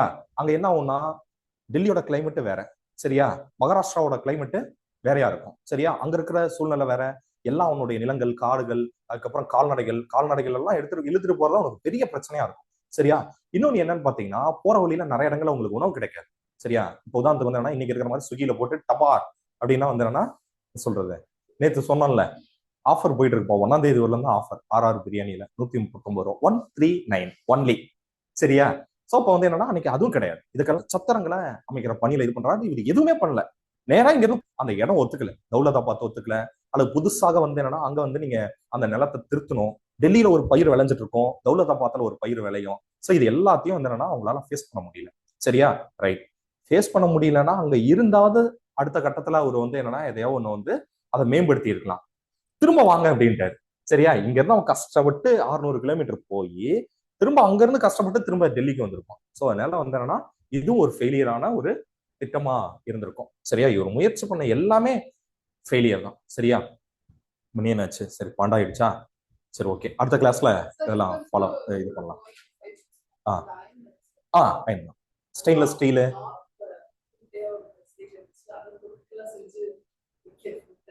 இல்ல, ஆக்சுவலா என்னன்னா இந்த 5 ரூபா காயின் இருக்குல்ல, அது வந்து என்னன்னா மொத்தமா இருக்குல்ல, அந்த மொத்தமா இருக்கிறத நீங்க எடுத்து கட் பண்ணீங்க அப்படின்னா உங்களுக்கு ஒரு 5-6 ஷீட்ஸ் கிடைச்சிடும். அந்த அயன் ஷீட்ஸ் அதுலதான் பிளேடு செய்யறாங்க. ஒரு 5 ரூபா நாணயத்துல இருந்து பங்களாதேஷ்ல செய்யறாங்க. சரியா? இது என்னன்னா இப்பதான் அதுக்கு நம்ம தடை வச்சிருக்கோம். இதுக்கு 20-30 வருஷமா நான் சின்ன வயசுல பேப்பர் படிக்கும்போது படிச்ச நியூஸ். இப்பதான் அதுக்கு இந்திய அரசு ஸ்டெப் எடுத்திருக்காங்க. சரியா? சரியா? சோ அப்ப வந்து என்னன்னா அதுக்கு இதெல்லாம் பண்றாங்க. சரியா? ஓகே. சோ அடுத்த கிளாஸ்ல பாத்துருவோம் மீதி எல்லாமே. சரியா? அடுத்து என்னன்னா, மங்கோலியர்கள் படையெடுத்து வந்தாதானே பிரச்சனை அப்படின்னு சொல்லிட்டு இவர் என்ன பண்ணுவாருன்னா பணத்தை கொடுப்பாரு. சரிங்களா? மங்கோலிய தலைவரான தமாஷின் அப்படின்னு ஒருத்தர் இருப்பார். அவருக்கு வந்து நிறைய அன்பளிப்புகள் கொடுப்பாரு. இவர் கஜானா காலி ஆயிடும் அன்பளிப்பு கொடுத்து. சரியா? அதுக்கப்புறம் என்ன ஆயிரும்னா இவர் போய் அவருடைய மந்திரிகிட்ட கேட்பாரு. சரியா? நான் வந்து ஒரு அலெக்சாண்டர் மாதிரி உலகத்தை கைப்பற்றணும். 2வது முகமது நபியை போல நான் எல்லாராலையும் புகழப்படணும் அப்படின்னு சொல்றாரு. 1வது இவர் சொல்றாரு, முகமது நபி மாதிரி நீங்க வர முடியாது, வேணா அலெக்சாண்டர் மாதிரி உலகத்தை கைப்பற்றதுக்கு வேணா நம்ம முயற்சி பண்ணலான்னு உடனே ஒரு 3,60,000 பேர்த்த நிக்க வச்சு ஒரு ஸ்டாண்டிங் ஆர்மி ரெடி பண்ணுவார். சரியா? அது வந்து என்னன்னா டிரான்சோனியா, குரம் போன்ற இடங்கள்லாம் வந்து என்னன்னா கைப்பற்றணுன்றதுக்காக இது பண்ணியிருப்பாங்க. அதெல்லாம் எங்க இருந்துச்சு அப்படின்னு சொல்லி பாத்தீங்கன்னா, குர்ரம்ன்றதெல்லாம் எங்க இருந்துச்சுன்னா இமயமலை அடிவாரத்துல இருந்துச்சு. இவங்க இங்க இருந்து போனா அவங்க மேல இருந்து பாறையை உருட்டி எல்லாத்தையும் கொண்டு விடுவாங்க. சரியா? உடனே திரும்ப போன நேரத்துல திரும்ப வருவாங்க. சரியா? ஆனா அந்த 3,60,000 பேருக்காக இவர் செலவு பண்ண தொகை இருக்குல்ல, அது பெரிய தொகையாக இருக்கும். சரியா? சோ அதனால வந்து என்னன்னா அதுல நிறைய கஜானா காலி ஆயிரும். மொத்தத்துல இவர் நிறைய விஷயத்த புது புது விஷயத்த முயற்சி பண்ணாலும் அந்த காலத்திற்கு அது சரியாக அமையவில்லை. சரியா? அதனாலதான் லேன் பூல் அப்படின்ற ஒரு அறிஞர் சொல்லுவாரு. அதாவது வந்து என்னன்னா மிக தவறான திட்டமிடலுக்கான ஒரு உதாரணம் எதுனா தௌலதாபாத் அப்படின்னு சொல்லிட்டு ஒரு ஒரு கூற்று சொல்லியிருப்பார். சரியா? லேன் பூல் அப்படின்னு சொல்லி லேன் பூல் அப்படின்னு சொல்லிட்டு ஒருத்தர் அப்படின்னு ஒரு அறிஞர். சரியா? அதனால நெக்ஸ்ட் கிளாஸ்ல மீதி அதை எல்லாத்தையுமே முடிச்சிருவோம். சரியா? ஓகே. இன்னைக்கு நடத்தினதுல யாருக்காவது டவுட் இருக்காமா? பாத்திமா படிச்சாதான் தெரியுமா? எப்ப திவாகர் ஏதாவது இருக்கப்பா? ஓகே. கோகிலா ஏதாவது இருக்காமா? எல்லாம் அன்னைக்கு படிச்சிடுறீங்களா? ஸோ ஆமா, எல்லாரும் இருக்கும்போது சொல்லிடுறேன். ஸோ நெக்ஸ்ட் கிளாஸ்ல வந்து என்னன்னா from the next class onwards for the first few minutes we will ask questions on our topics. சரியா, கவர் டாபிக்ஸ். சரியா, ஸோ அதனால படிச்சுட்டு வந்துருங்க. சரியா. ஆ, ஒரு நாளைக்கு ஒரு தான் இருக்குன்னு நினைக்கிறேன். ஸ்விக்கியில ஆர்டர் பண்ணாதான்னு நினைக்கிறேன். ஆனா ஜொமேட்டோல இல்லையா? ஏன் நீங்க ஜொமேட்டோல இருக்கீங்களா? ஓ, ஆனா ஆர்ஆர் பிரியாணி அவ்வளவு ஒன்றும் சுவையா இல்லம்மா. பீசஸ் நல்லா இருக்கும். இல்ல இப்ப எல்லாத்துலயுமே கொஞ்சம் அந்த டேஸ்ட்லாம் குறைஞ்சு போச்சு. ஆன்லைன்ல யாருக்காவது டவுட் இருக்காமா? இன்னைக்கு நம்ம பார்த்ததுல இருக்காங்களா என்னன்னு தெரியலையே.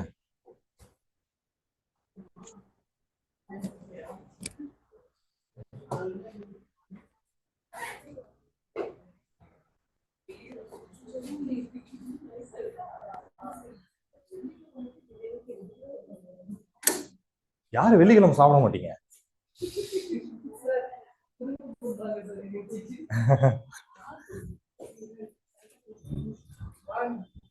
எனக்கெல்லாம் சாப்பிடணும்னு தோணுச்சுன்னா நைட்டு 12 மணிக்கு கூட சாப்பிடுவோமா.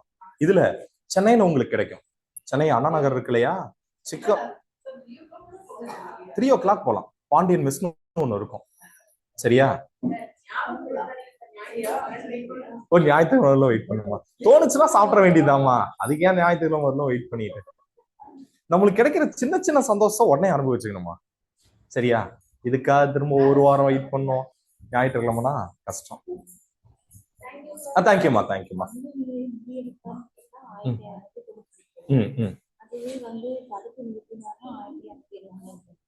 இவர் 1272 வரவே இல்லம்மா. 1290. ஆமா, ஆண்டு தப்பு. இதோட இது வந்து தப்பா இருக்கு. இவர் வந்ததே 90 தான்.